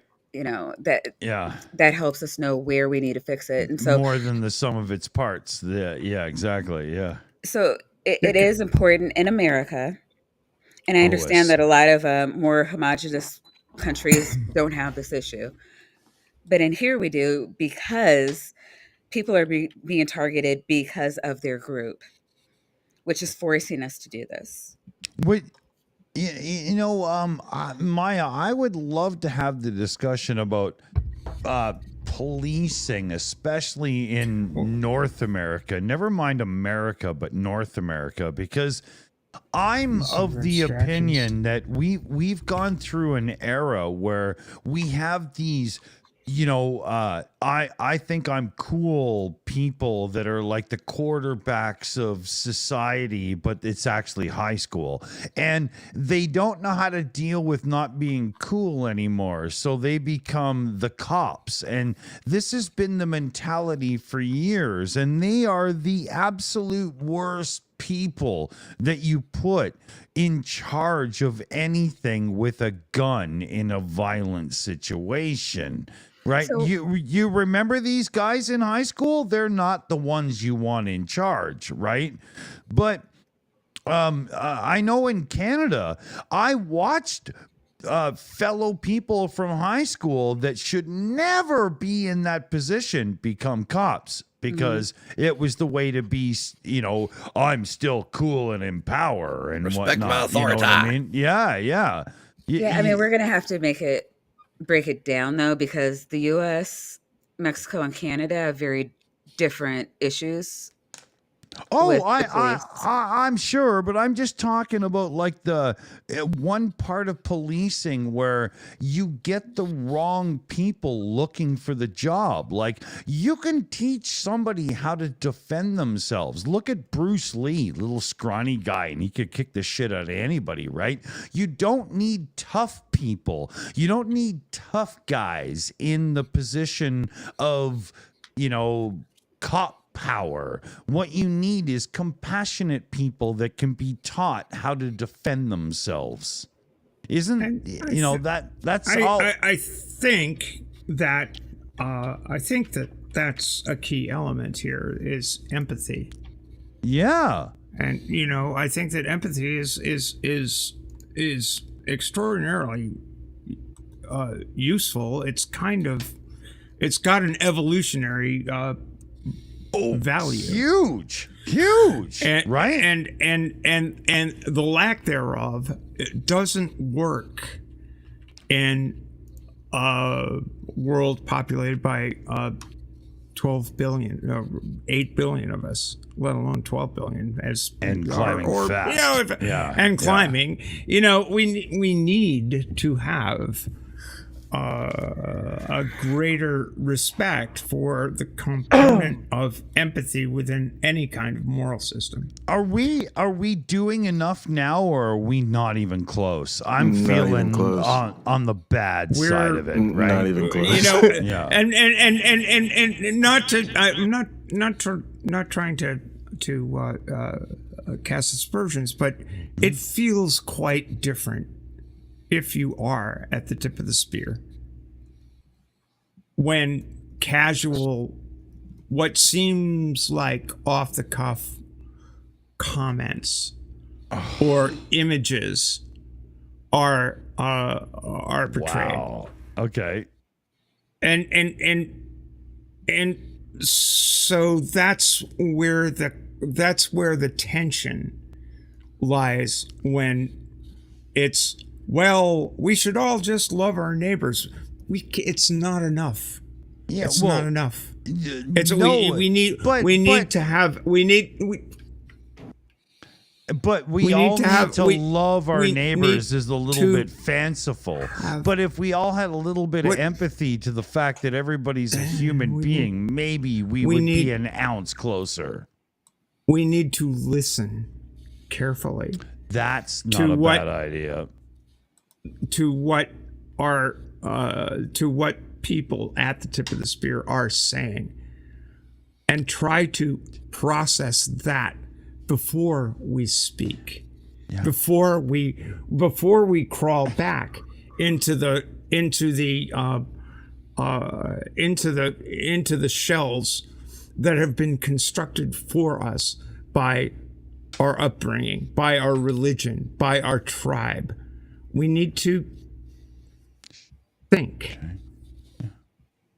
So, Dick, the other thing is in our, especially in the context here, like you talk about the police and sort of the motivation to go into that line of work. It's funny because for so long, it's like people were okay. People didn't care how bad the police were as long as the police were policing the marginalized groups. Here, policing has always been about oppressing marginalized groups, right? And so here's a good example. If you think about when Trump and his cronies got arrested, all of a sudden they didn't like the conditions in the Fulton County jail. All of a sudden they're comparing the conditions in the Fulton County jail to Guantanamo Bay. But you didn't care 6 months ago when it was just black and brown people locked up in there. Yeah. See, that's the problem here. Well, there's also a problem based on where you live, though, on this, right? Because, depending on where you're brought up and how things are, there's different extremes to this. And so somebody speaking from like Sweden to somebody in America would have like this disconnect where you've really got to bring them on board to what's going on. Now, somebody in Canada, we're much more attuned to this, but still, we're very ignorant because we don't have a history of grandparents and stuff who lived it, right? I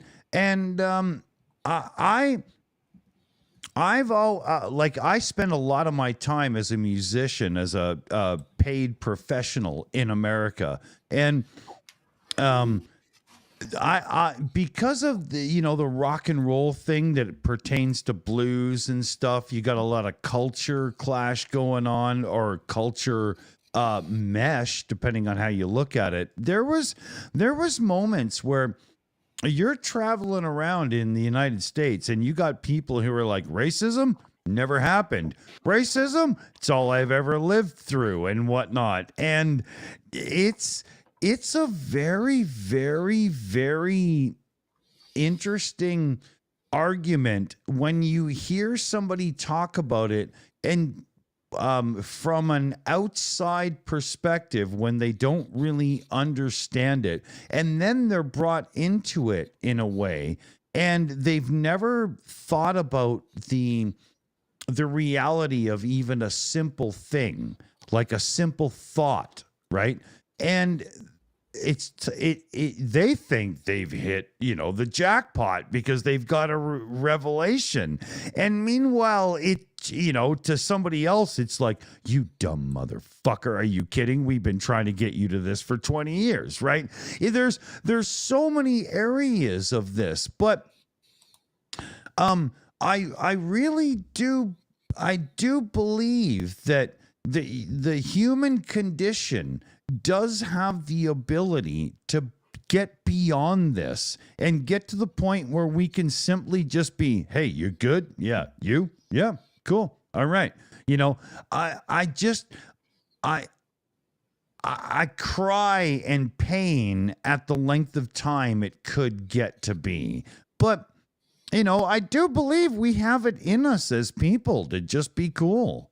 Sure, with education, exposure to other people, diversity awareness, all sorts of things. Absolutely. It's I hope it's a flaw in the way humans are, that a lot of people, not everybody, some people are naturally but we empathetic. kind of suck, like we're very self-focused and stuff, but when push comes to shove, we're not bad.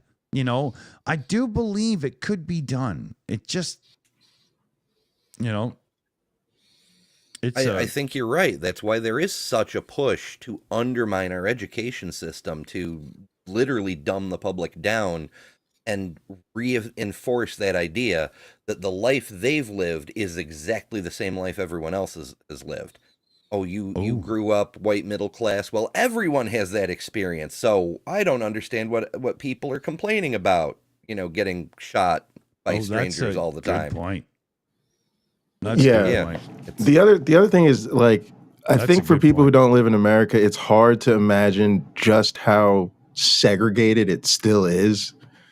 There are, something like 70% of Caucasian folks don't know a person of color, right? There's in their actual lives, right? And sort of the nature of the white supremacist capitalist society we live in has meant that upward mobility for a lot of people means moving to somewhere there are no people of color, working somewhere there are no people of color, sending your kids to a school where there are no people of color, and going to church somewhere there are no people of color. And that's constantly meant that even today, like I grew up, I'm the same age as most people in the chat. I'm, just north of 35. I grew up the only black kid in an all-white school multiple times. That's something that those of us that, are trying to do what everybody's trying to do, the upward mobility thing, that's what it means now. It means going into that, the only one or one of very few. And so the institution then doesn't know how to deal with you. Even when I just finished grad school a couple of years ago, there were two people of color in my lab. We were each the only one in our own our whole departments.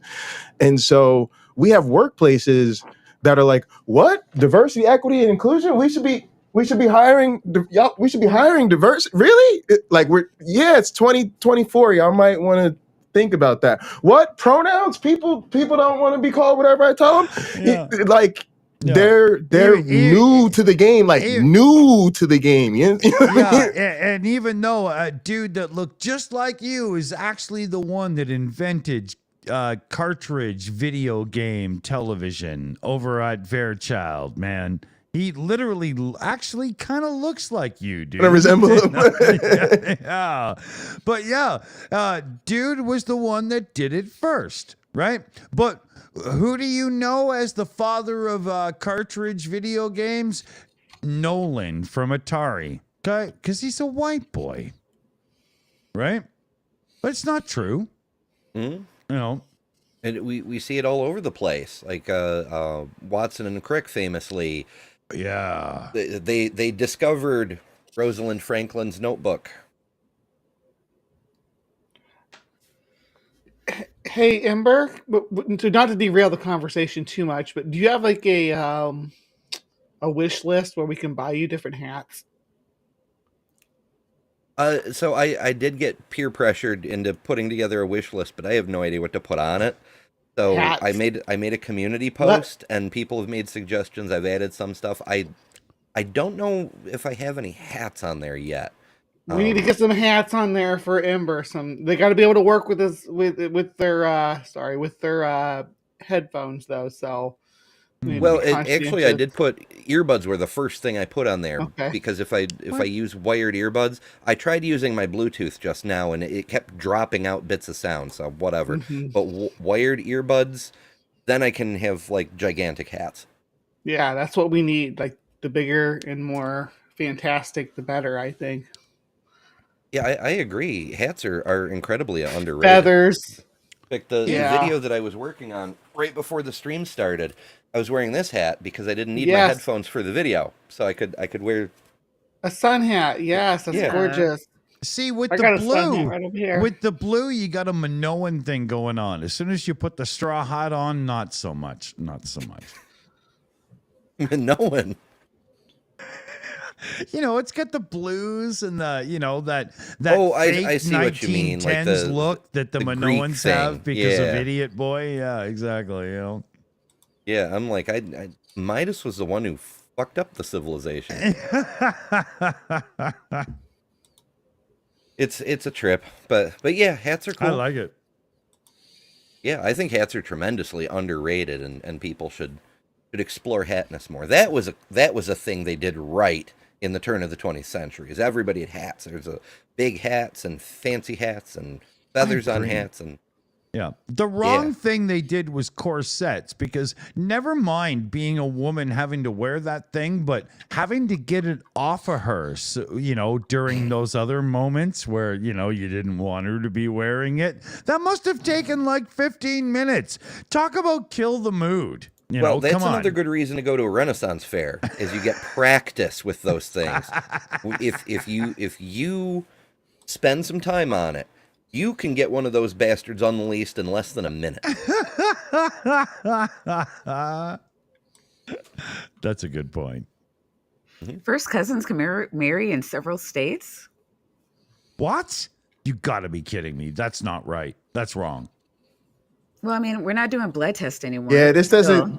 I don't think I've even discussed this with anybody, but I'm gonna just go and put it out there. I'm low key or not so low key anti-inheritance. Yeah, that would change a lot. I mean, look at the gazillion rich people, right? Like all the billionaires inherited tremendous fortunes, and money has its own gravity. When you're already rich, all you can do is get richer. It's and I just think we just have a better system if we just stop. I'm not saying like you couldn't leave your kids anything, but there'd be a very strict limits on what you could leave your kids, because the idea we don't need to create generational people who don't have to deal with whatever everybody else has to deal with. I was thinking just like tax it. I don't. Yeah, that's how it works. In fact, it'd be a tax where above you get a certain point, it's like 90% tax, right? And it's just like, it's just super hard. It's not like you can't leave them enough to make sure they got a house or whatever. Well, I mean, it's not even that. Like, I mean, if you have a bunch of shit and you want to leave it to your kids, I'm cool with that. But like, you have to figure out what the monetary amount is, and they need to be taxed. I didn't realize it. And if that used to be the law. Yeah. And if you have 5 houses, you may need to sell one to pay the taxes on the other 4. Or maybe you need a loan, or I don't know, but like I don't understand why we're treating it. It's been carefully reframed as the death tax. Yes, I remember that. And it was reframed as the death tax when it was a substantial, it's like, no, you can't. You got $1 billion. Like you can't leave it all to your kid. It got really high. Was reframed. Sorry. It got high, but not that high, you've got a whole bunch that the reason for an inheritance tax, which was reframed as the death tax, is because the people that wrote the original laws, which were, I wouldn't say punitive, but they were confiscatory, because they didn't want to see the creation of a nobility. The people that wrote those laws back in the 1700s and 1800s, the late 1700s, let's just say the 19th century in America, didn't want to see the establishment of a nobility. And so they rather thought that inheritance needed to be bound in some way or another. And the reason they thought that was because they remembered feudalism.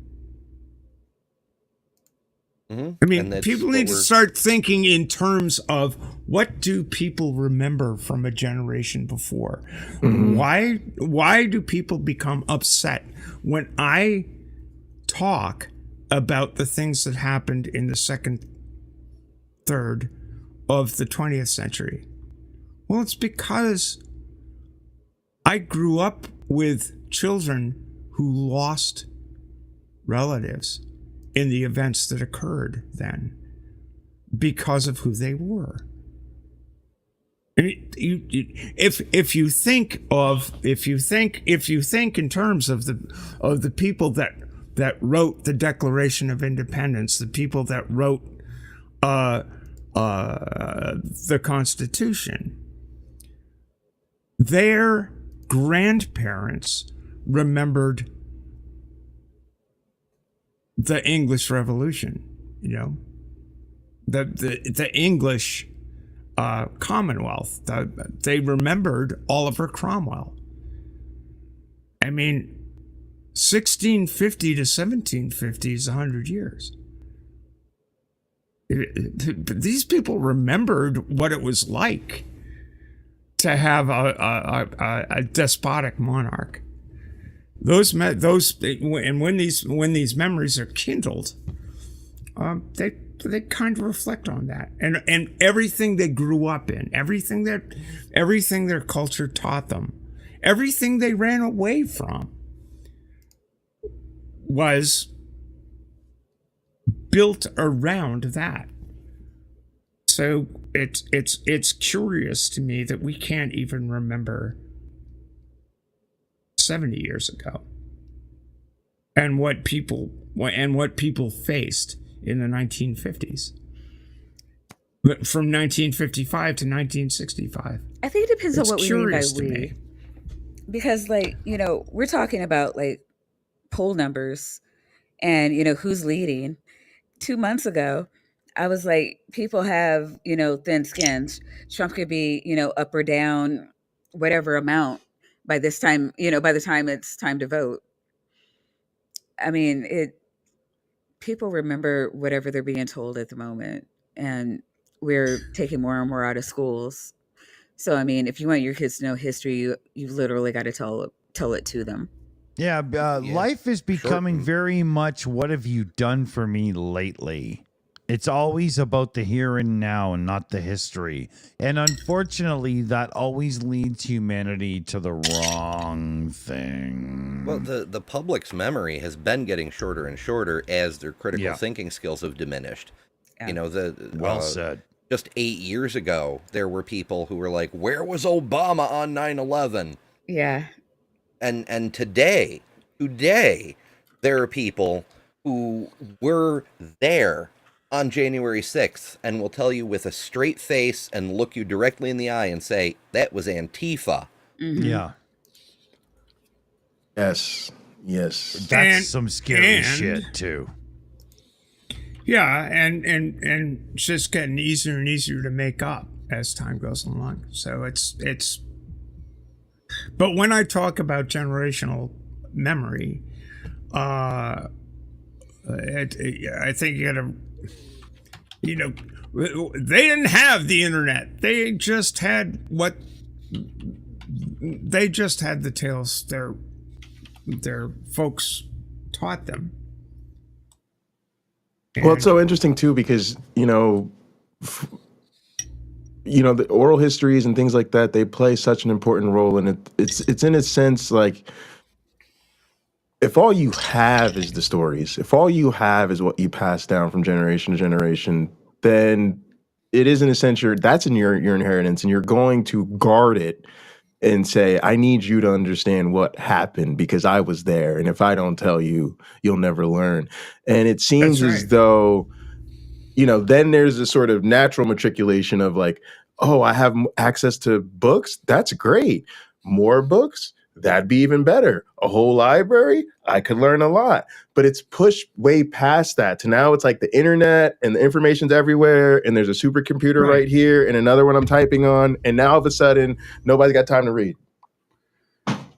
And I'm not blaming people for that. It's just an interesting thing of the, some people call it the digital holocaust. Society, for sure, right? We're sensory overload. We're overloaded with too much information. Which is part of that. Not enough time. Part of that is also why the stories of that are untold and unknown generally are passed on particularly in marginalized communities, because who else is going to tell our story?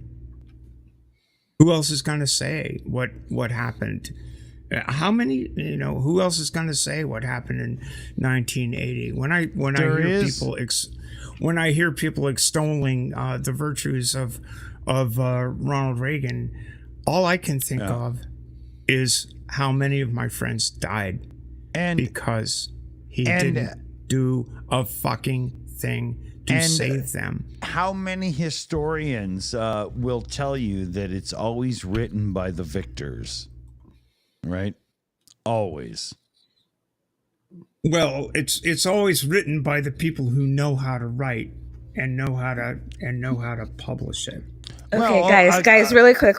I think that Tapioca Weasel has to get going.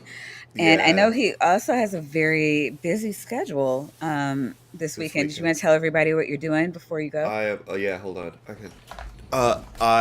I am going to be on Vandalia 1998's channel tomorrow with Lands and Dole, and we're gonna talk about astronomy and stuff. So that should be fun. Nice. And I'm looking forward to that because I'll be able to ask a lot of questions. And good guy. Then on Sunday morning, I think I'm supposed to actually appear on Professor Park's PhD's channel, who's also an astronomer. So I'm having an astronomy weekend, I guess. I'm jealous. You're doing all the space stuff. Sounds fun. Yeah. But we haven't really decided what we're gonna talk about. We sort of just met recently, actually. So yeah, and then on Sunday, of course, we have Bad Science Sunday. It's gonna be great. Oh, on Sunday evening, because Sunday morning, it's the whole thing. It is the and whole then thing. then BSS on Sunday. What did you do yesterday? Oh, I did Skeptic Haven yesterday. Yeah, I did Skeptic Haven, and that was awesome. That was a great time. Got a lot of questions from. We basically just talked about physics for an hour. It was great. I love it. Hell yeah. Yeah, that's right up your alley, right? Yeah. So yes. Yeah, I mean you're having a great weekend. Got your own cult. You're appearing on a show a day until Sunday, in which case you appear on 2. Yep. It's a lot. Yeah, it's a lot. For somebody who doesn't make content, I make a lot of content. But all you guys right. Well, yeah. All right. You go. Have fun. See you. We'll see you all weekend, apparently. Yeah. All right. Yep. Bye. Bye.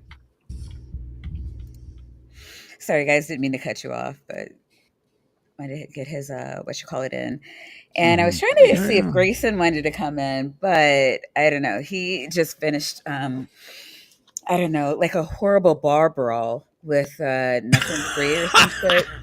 Yeah. Oh, no. I haven't seen it yet. I was working on a video before this started, and then I was here. But there's a chat among a bunch of us evolution nerds, and I a couple of parts got mentioned in it, and I'm like, wow, it sounds interesting. Yeah, I mean, it might be next week's debate dissection. Maybe. I mean, we could do a double header about Grayson stuff. I mean, why not? I mean, So just to clarify, if anybody knows how ridiculous this is or where it lands things, Nephilim Freeze decided that Velociraptor is a perching bird. So a bird. It's a bird. Nice. Yep. Does it Does that talk mean like a parrot or yeah? anything, But does that or, mean my like hummingbird feeder? I have to worry about velociraptors now. I'm Yes. really not equipped It's for okay, that. Dick. They respond to Do hand I signals. need glass now instead of plastic? How does that work? Just do this. You know how to do that. Yeah. You know, the one thing people need to remember is that you can always find another channel. You know? It just I want to do right by them, but you know, I don't want them to ruin the feeder. You know, I just want to make sure. I don't think they'd be interested in hummingbird juice. They seem more of the beef tartare types. They might snack on the hummingbirds. They are velociraptors were not very big. I don't think they could take. I don't think one could take down a cow. I just don't see it happening.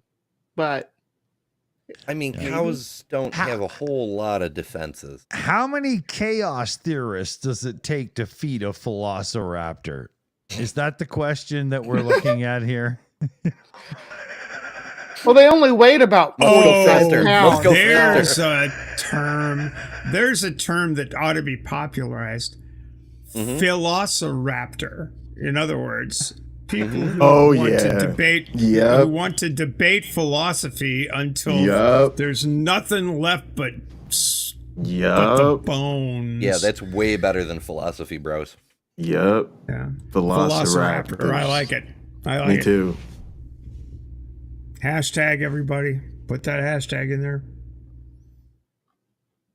Well, that's been it's been a meme for a little bit. The Velociraptor with the raptor with its like claw hooked into his face, and it says, yeah.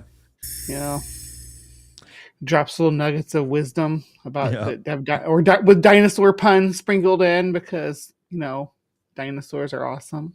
Well, it all depends on who directs the movie, right? You know. Yeah. Apparently, I'm late to the party, but I liked it. I like that. That's good. As long as it's not Michael Bay, you know. Well, I mean, you have to admit, at least you get cool light effects that way. Yeah, you gotta love the lens flares. Yeah, lens flares. Megan Fox, lens flare. Yeah. That's got to be worth $20 million, right?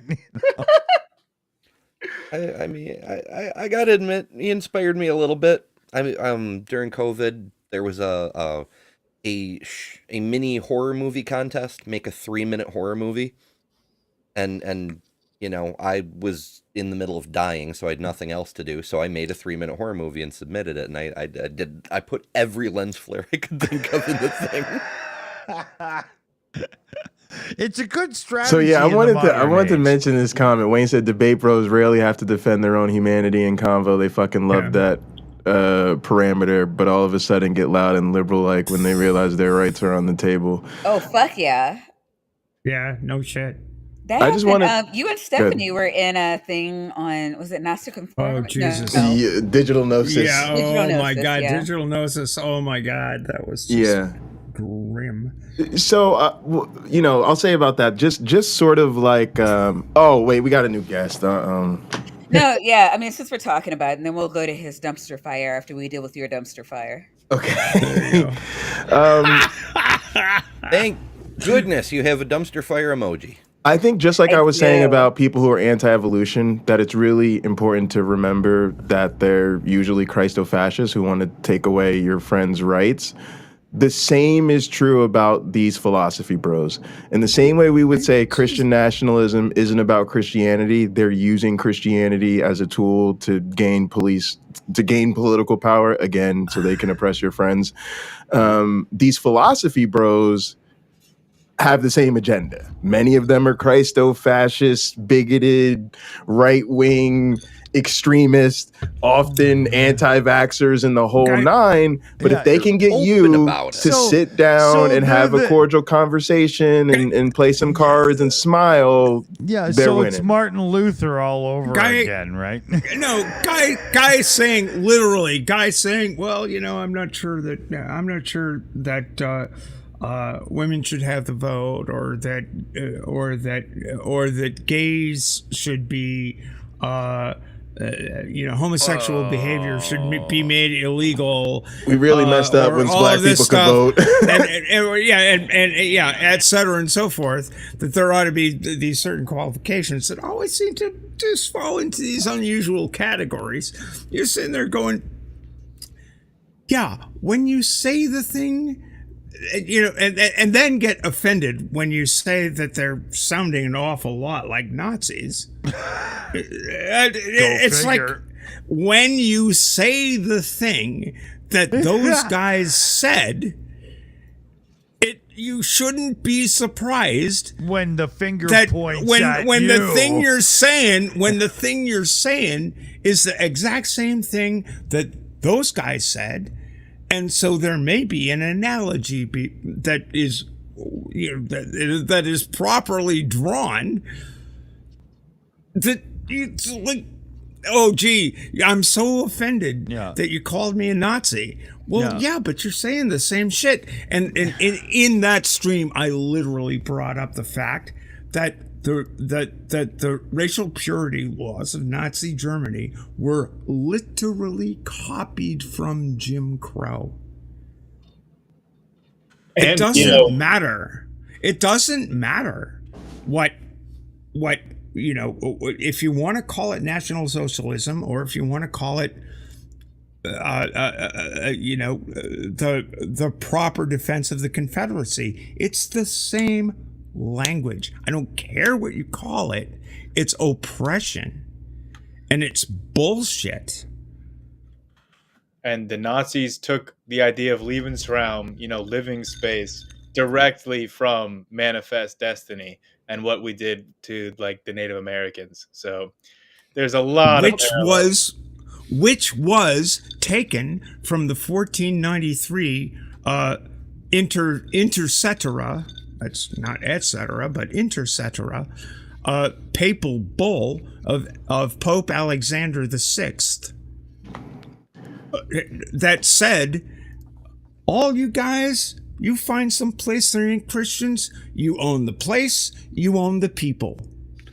Maya, if you would indulge me, because I know we're gonna keep going and get into the base thing, and we're on a roll here. I gotta say something to my man Kip Davis over here, Dr. Kill. I was gonna say, I was looking for a good stopping point, because I'm inclined to say no, but I would like other people's thoughts on this. I'll say I'm concerned about it, for sure. I think he sees the problems with Doug, but there's history and friends and feelings there, and I think Nathan is actively being courted by people like Andrew Wilson and that other Peter Boghossian.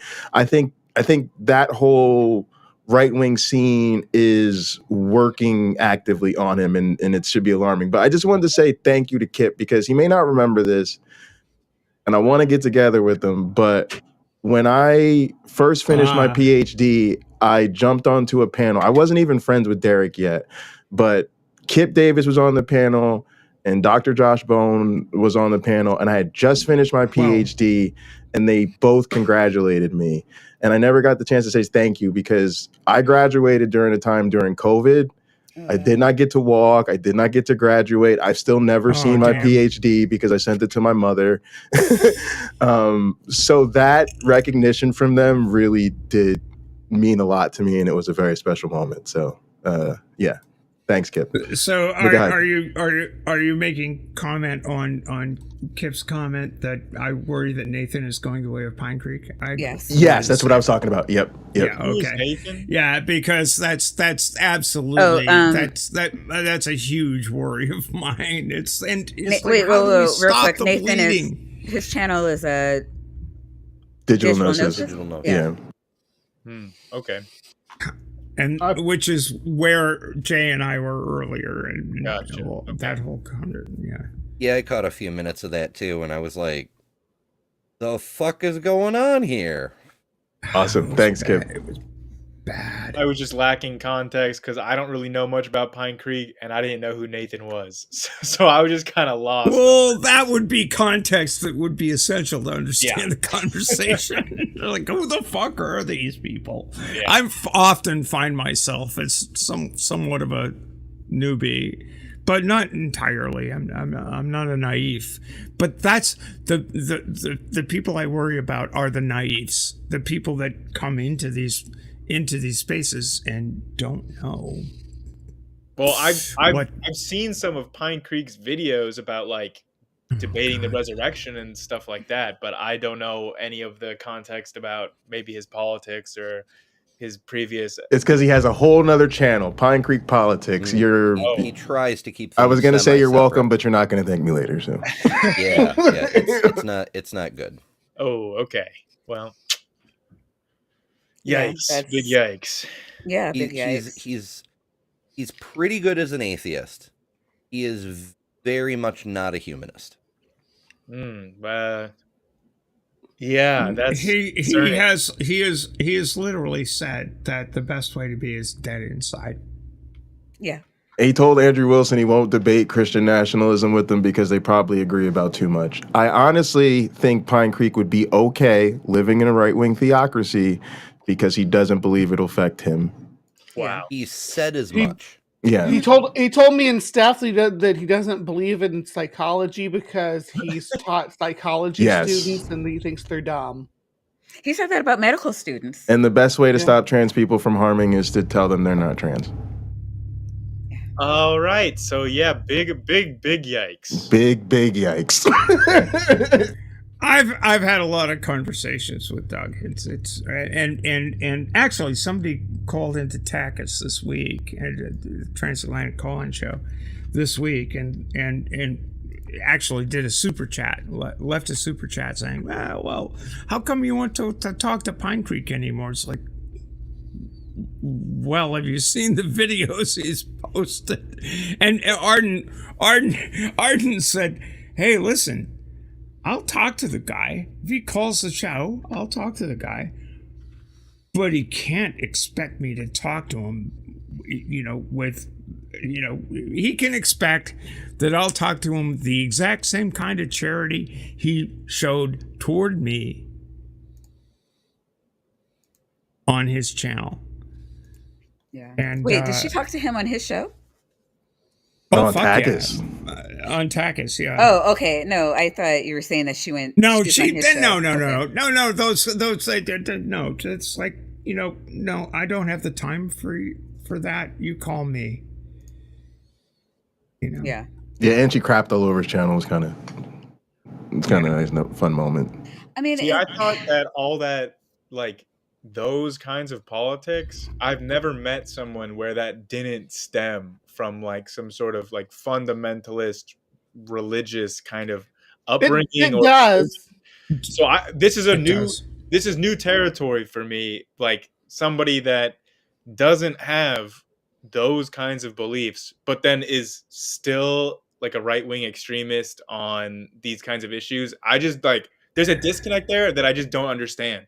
Like he does have those beliefs because it's holdover from religious beliefs. He had a religious blatant upbringing. Christianity. And he's kind of ditched that Mennonite, very hardcore.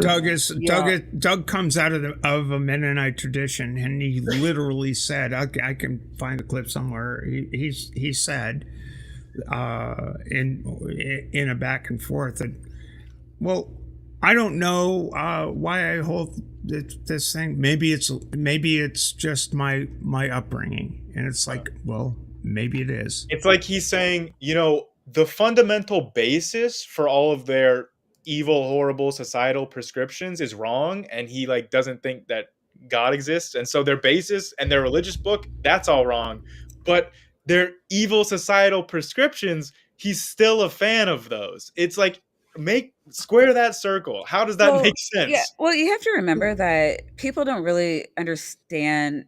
Like for me, I really did a lot of deep diving. I did a lot of questioning. When I came out of Christianity, anytime somebody said anything that was contrary to a deeply held belief, I looked into it. And just, try to figure out what are the facts on this issue. Now, if you don't do that because it's fun for you and you like to trigger the libs, then you keep your belief and you maybe start a secondary channel called Asshole Politics. Yeah, he's got he's moonlighting as an alter ego. Well, because I didn't know about that at all. I've only known him from he used to be stuff. That used to be all he did, and then he decided that counter apologetics was boring, and owning the libs was exciting, and there goes his nation. He's far over. Yeah, I think rhetorical. And they had a hug. They had a great time because they agree on everything except God. I think that I think something to keep in mind when you view various places, rhetorical techniques are techniques, and they can be employed any way you want. And Doug is a big fan of street epistemology, right? It's which has been popularized, and it's all very well and good. And the advantage of the rhetorical technique is to pretend you're not bringing biases to the conversation, when in fact you are. And it is a disarming technique. In fact, before Jay or I joined that stream on Digital Gnosis, Doug was on, and he was employing that technique to deflect any accusation of Andrew Wilson holding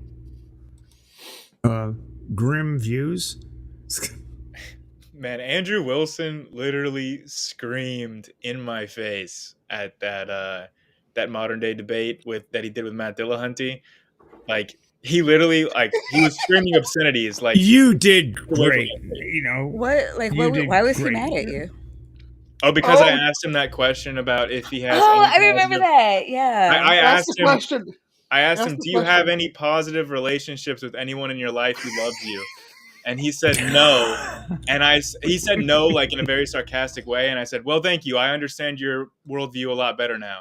No, and then, you know what? Bravo. I've been wanting to congratulate you on that. In the hallway at that hotel that they were doing the MDD conference at, and I was like, I know you answered sarcastically, but I really was curious. And he was just like, "Get the F out of my face, man. F off, F off." Not, I'm bleeping it out because I don't know if we're cursing here, but literally shouting at me indoors. And I was just standing there and was laughing at it. I was like, it's a free country here. I can stand and talk if I want to. And he was he even talked about it on his stream about how, I don't know, he was feeling a little bit intimidated and weirded out, I think, which I thought was hilarious. I mean, and it's so funny because like when anybody on the left acts like that, they're like, "Oh my God, you're getting so emotional." We need to just talk about this, about the points calmly. It's about the logic. You need to, and Jay has said to, I don't know, one of his acolytes, and digital gnosis, he's like, you need to go back to the kitty table. We're talking about like people and how we actually do things for people. You want to have all this like philosophy and debates about like these abstract concepts. You can get the fuck out of here with that. Like, Yeah, because he wants to go, what's the logic? And I'm like, go over there with that.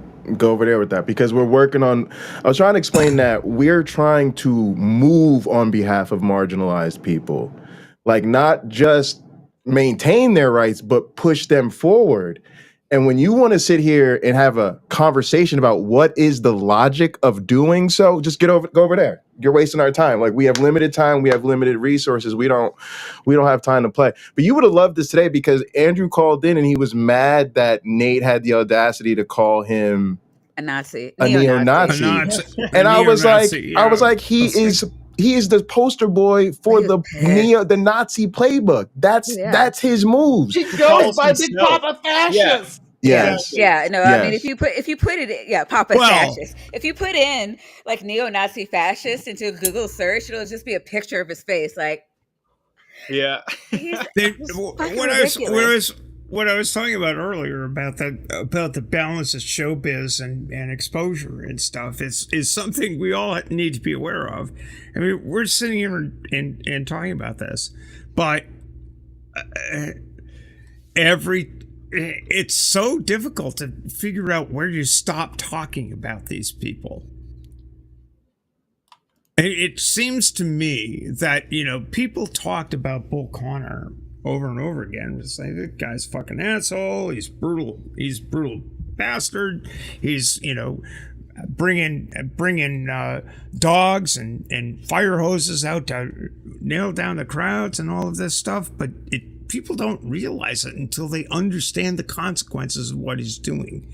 And I think that we're at the stage at the moment, rhetorically, with these folks, that nobody realizes the consequence. Nobody's making the connection with this sort of rhetoric and people storming the U.S. Capitol. They're not making the connection. And so far, aside from the people, aside from the little people, nobody's faced consequences for that. That worries me as a practical matter. And again, I operate in I know how rhetoric works, and I know that rhetoric is powerful, and we've got to up our game. That's what I'm saying. That's what I think. We've got to up our game a little bit here. Base Theory also mentioned something really important, which was that, and correct me if I'm wrong, but that it's like shocking to hear of these like far right beliefs in somebody who's an atheist, right, and isn't a self-avowed Christo-fascist or something like that.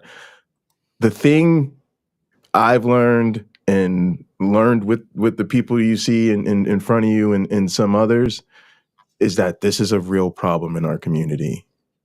There's a lot of Dougs. Okay. Those of you don't have to work too hard. A lot of y'all remember the Robert Price incident, right? And Dr. Robert Price, who a lot of us were looking up to as a great atheist biblical scholar, turned out to think that Tucker Carlson is the most critical voice in media. And now he's fallen in with some new Christo-fascist. And so this is a real thing. And you see this with a lot of people. Like, I'm an evolutionary biologist. I'm disgusted with the way I see people essentially doing the sort of hardcore sex is biology and I'm cool with trans women till it's time to play sports. I'm going, whoa, you got the game all fucked up, and you dare use the name of biology to fuck it up.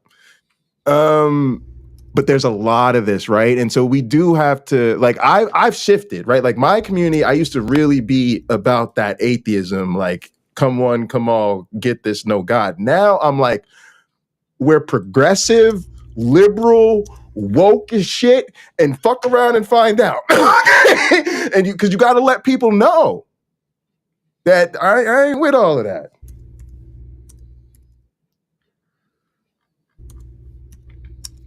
All right, we can't hear you. Sorry, I was typing. I was like, I do, whenever possible. I even start shit with mods in the chat for no reason at all. You started shit with your own mods? Holy Moses. No. Bad host. I do try to make you guys happy. I swear I do. I know it doesn't feel like it.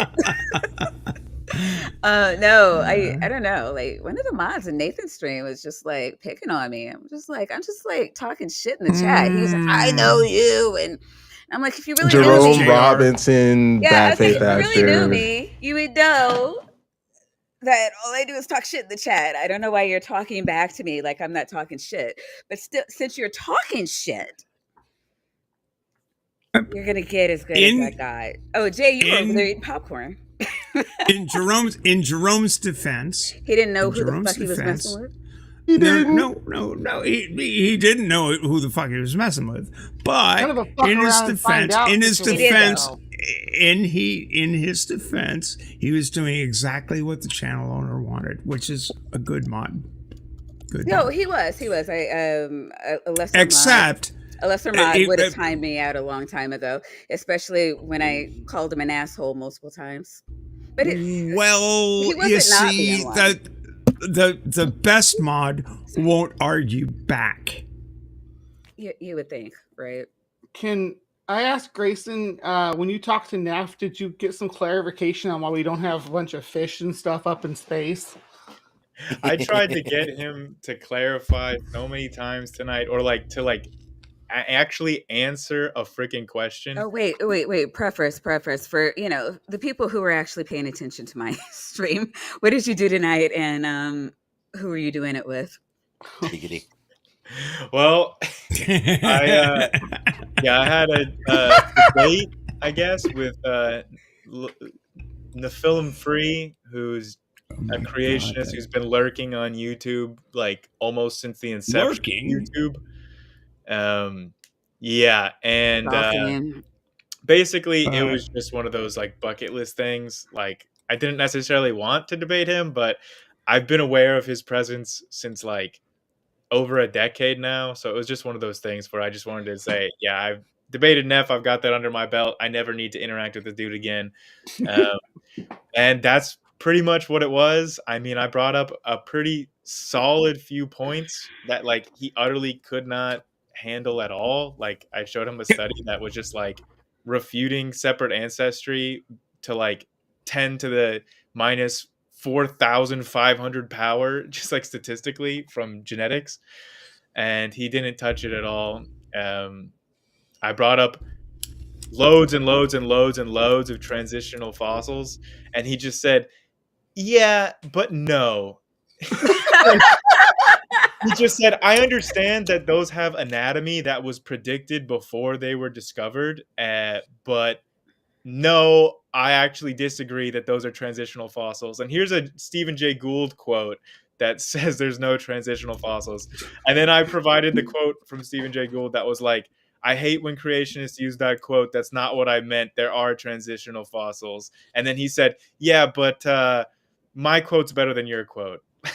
Is it the punctuated equilibrium quote? Yes. He kept bringing up like people that advocate for punctuated equilibrium, and were like making a point against gradualism. And then he's bringing those quotes up and saying, see, they don't even believe in evolution. He literally told me that it is unanimous among all scientists that there are no transitional fossils. He told me it was unanimous. And then a paleontologist like commented and said, paleontologist here, there are transitional fossils. Yeah, and I'm giving you official OG permission to just tell him, you are a transitional fossil. Yeah. You!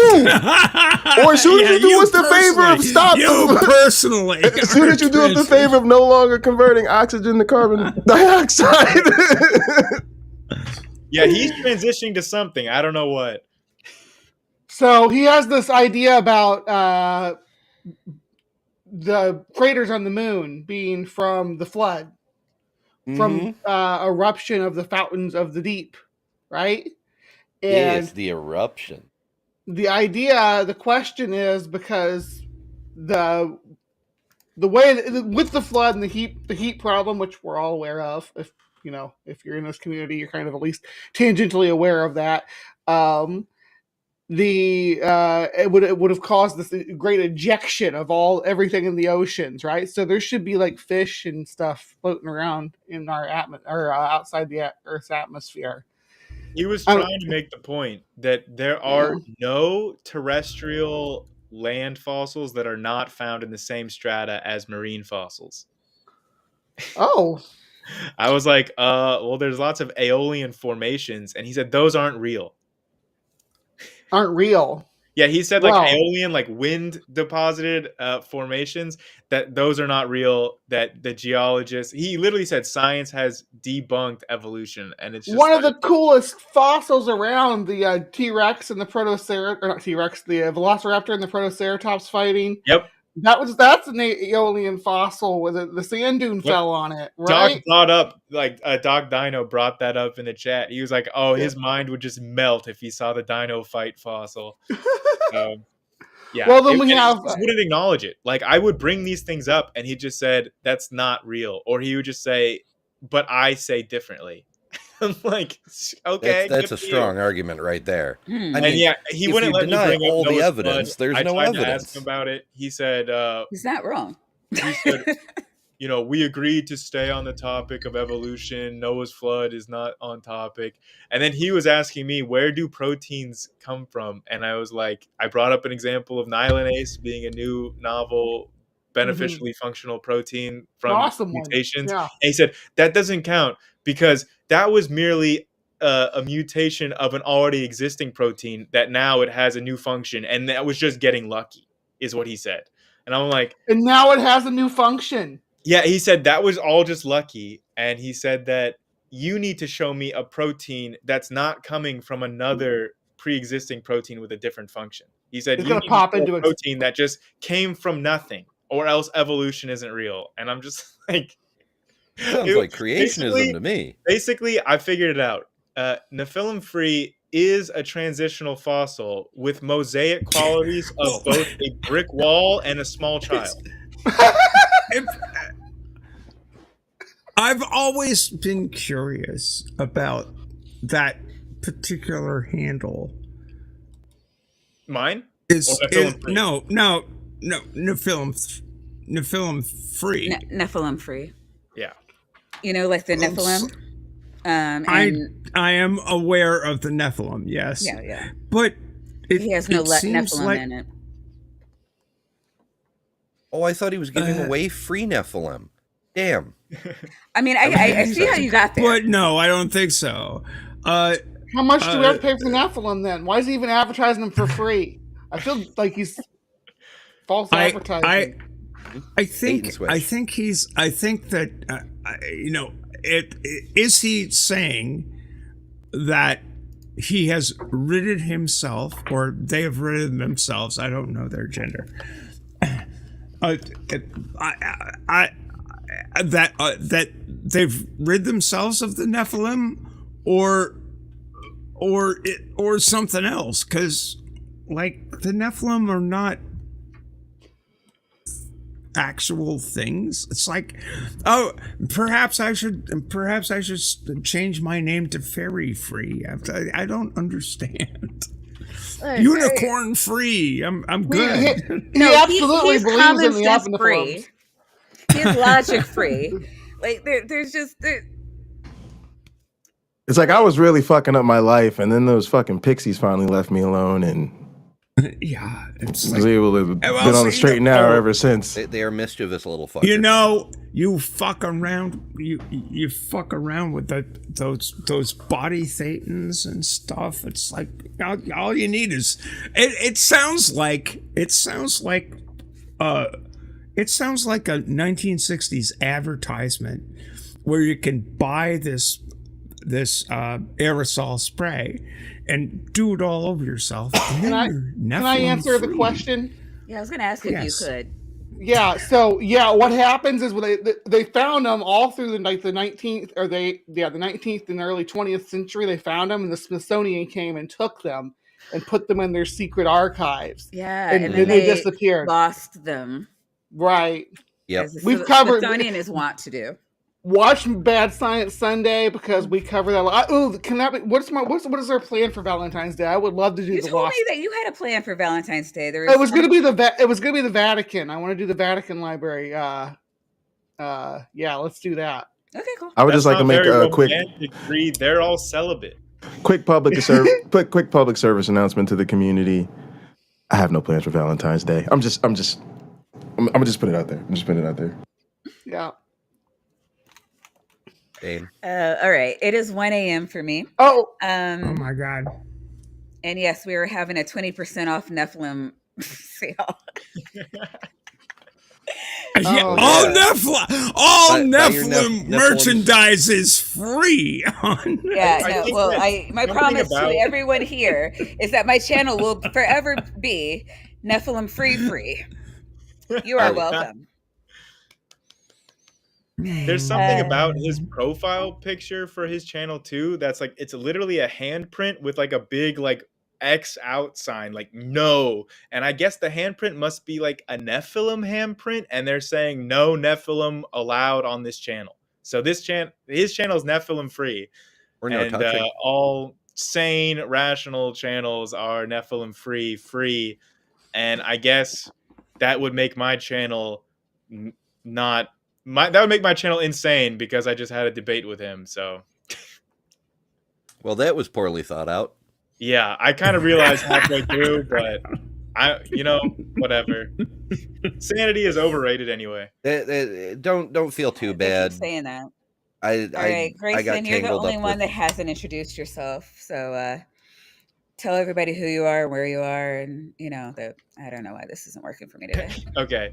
Yeah, well, I'm Grayson. My channel's Based Theory. I guess it's an insane channel now. I apologize for the amount of Nephilim free on my channel, but if there are any Nephilim out there in the audience who do want to come onto my channel, any Nephilim is welcome on. I would like to have a conversation with you. So on my channel, basically, I just do debates against pseudoscience. So like young Earth creationism, intelligent design tonight, or I've done flat earthers.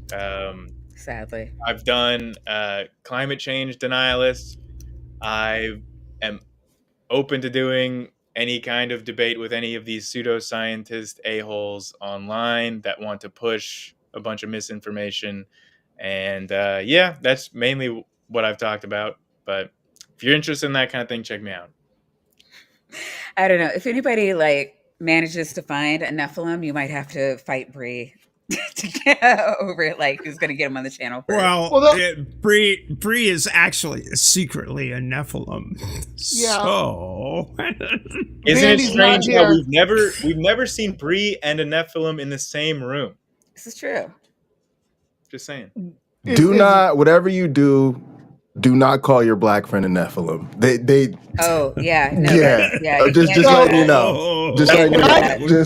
When I had Tapioca Weasel here, you all remember he was only like this tall compared to me, right? You all remember that? Oh yeah. I do remember that. I recall. And he's on the other, but he was like this when he was sitting next to me over here. So I'm 11'1", but I'm not a Nephilim.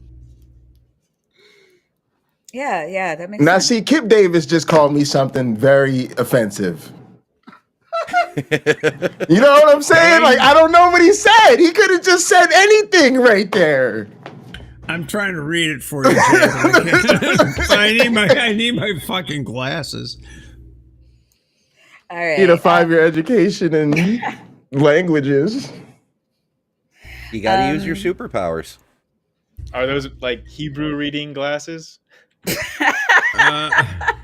Exactly. I could say something, but I can't. It's TOS. It just wouldn't work. Jesus.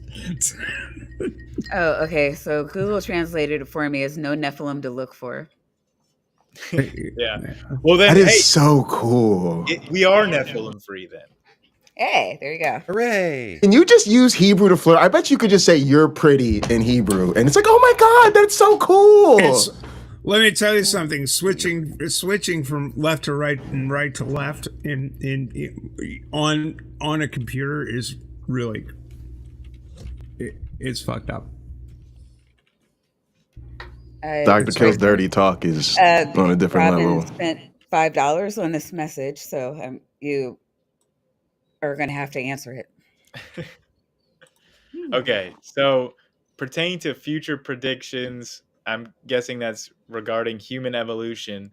Human heads will get bigger because I think they mean selection. I don't know what sections could be meaning in this context, but I'm not familiar if human heads are getting bigger or not because of selection pressures. I don't know if there's a selection pressure for humans with bigger heads.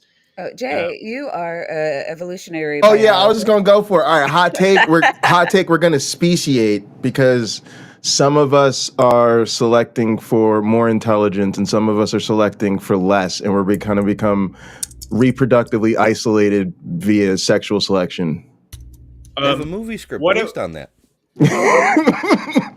Do you think that what could trigger a speciation might be like genetic engineering being for like very rich people only, essentially? I always say there's no need for a civil war when the divorces will do. When they're like, the South shall rise again, we're like, bye, Felicia.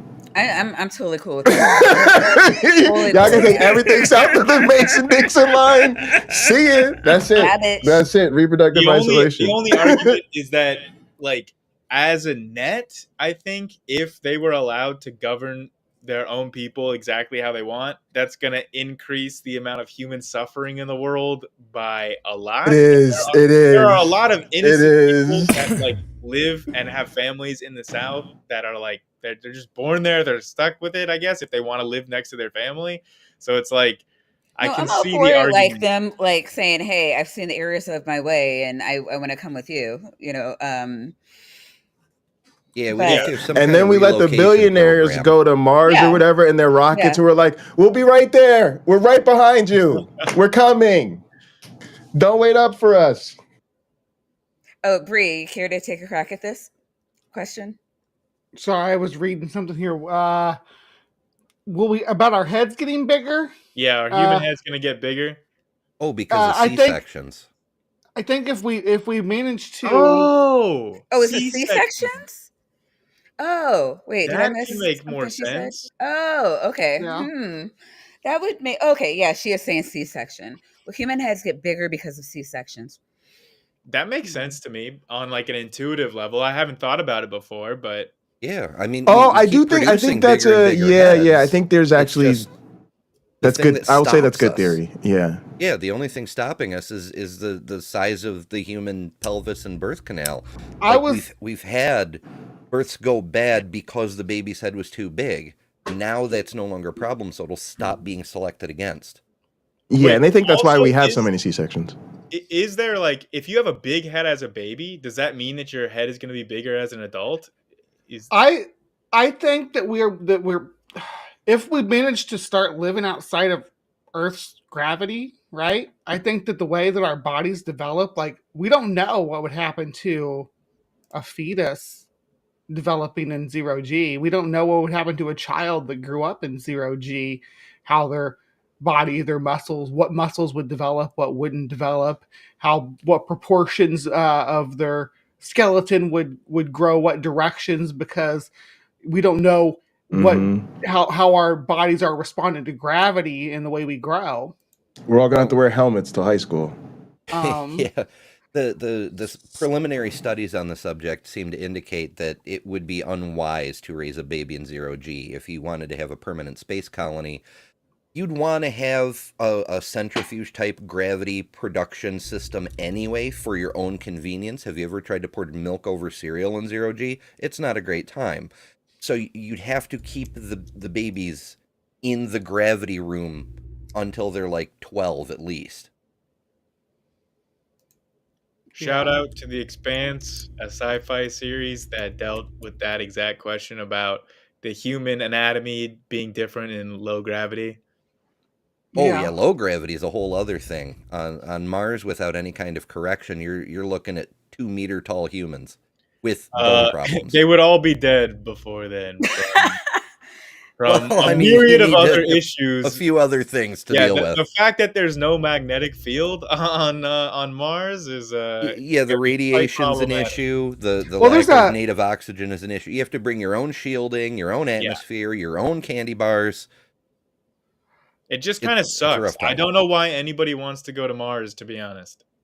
You know what? A couple of billionaires want to go there. I say we just let them. That's what I'm talking about, Maya. That's the plan. I mean, there's Like, so Venus much is too geology, spicy. though. Like, there are legit people I've met that'd be like, "Oh, I would go to Mars in a heartbeat." I'm like, "Why, dude? The Earth is 1,000,000 times better than Mars. Have you seen Earth? It's awesome." But here. hold on, don't give away too much, or else Maya gonna have to delete this stream because we gotta pretend we really want to go to Mars. That way they go, like I said, and then we're like, we'll be right behind you. We're coming. Like, yeah, like the Golga Frenchens and yeah. Like, did you see that there was like that like young girl? I think she was Mexican, and she has like one of the highest IQs ever tested. She's like 12 or something and attending college, studying aerospace engineering. And she's like, "My dream is to be an astronaut and go to Mars." I'm like, how smart can you be? Like, Mars sucks. I don't understand why people don't realize Well, this. there are a lot of pluses there. First of all, you get to be in the history books as one of the first humans to Who cares step foot about on that? another planet. Some people do care. I don't But get that. I Also, don't there's a understand ton why. of science to be done there. Like, here on Earth, we can only study so much geology because our crust recycles. When the age of the land on Mars, people can't even wrap their heads around it. It goes from millions of years to billions of years. And a robot. I mean, a robot can look at some stuff, but it's not the same as being there in person. Like, I mean, how do you even tell how big a volcano is if you don't have your rock hammer? That's true. No hammer for scale. That's right. All right, you guys have been fun. It is 1 o'clock. It is. I said that like 15 minutes ago. I am going to bed. I swear. Us East Coast people gotta sleep. Now it's 1:15. Yeah. Well, I just said that too. I said it's 1 o'clock, and I said that 15 minutes ago. I am going to bed. Aristotle on the moon. Allow me to translate. You ain't got to go home, but you got to get the hell up out of here. All right. If anybody else wants to start up a stream right quick, I mean, I still can't get people to flow over until 1,000, but I will happily share the stream, put a gun to your friend's head, make them subscribe, so we can get my redirectability. Bad. Yeah. But yeah, Spackle's a member. Hey, Spackles, I came. Yeah, everybody, please enjoy the emote. I still have one. Like, I ran out of emotes. I knew I would get a couple, but I didn't realize that. What do you call it? I would have so many subs tonight, and I'm so grateful. You guys have been amazing. So big thanks to Regios, Robin, Webster, and of course Dr. T for all the love. Oh, also Al Trucker, I believe he bought his own. And Justin or Left Hand JJ, Jedi. I Jason. think you did your own too. So I could be wrong. I don't know. If I missed anybody, I'm sorry. We will get you during BSS, which is my next stream. Hope to see you all there. But thanks for coming here. Thank you for all the love. Thank you for the 1 year, for hanging out for 1 year. And I hope to be able to say this this time next year as we're celebrating too. So Yeah, everybody, head over to Amy's stream. I condone.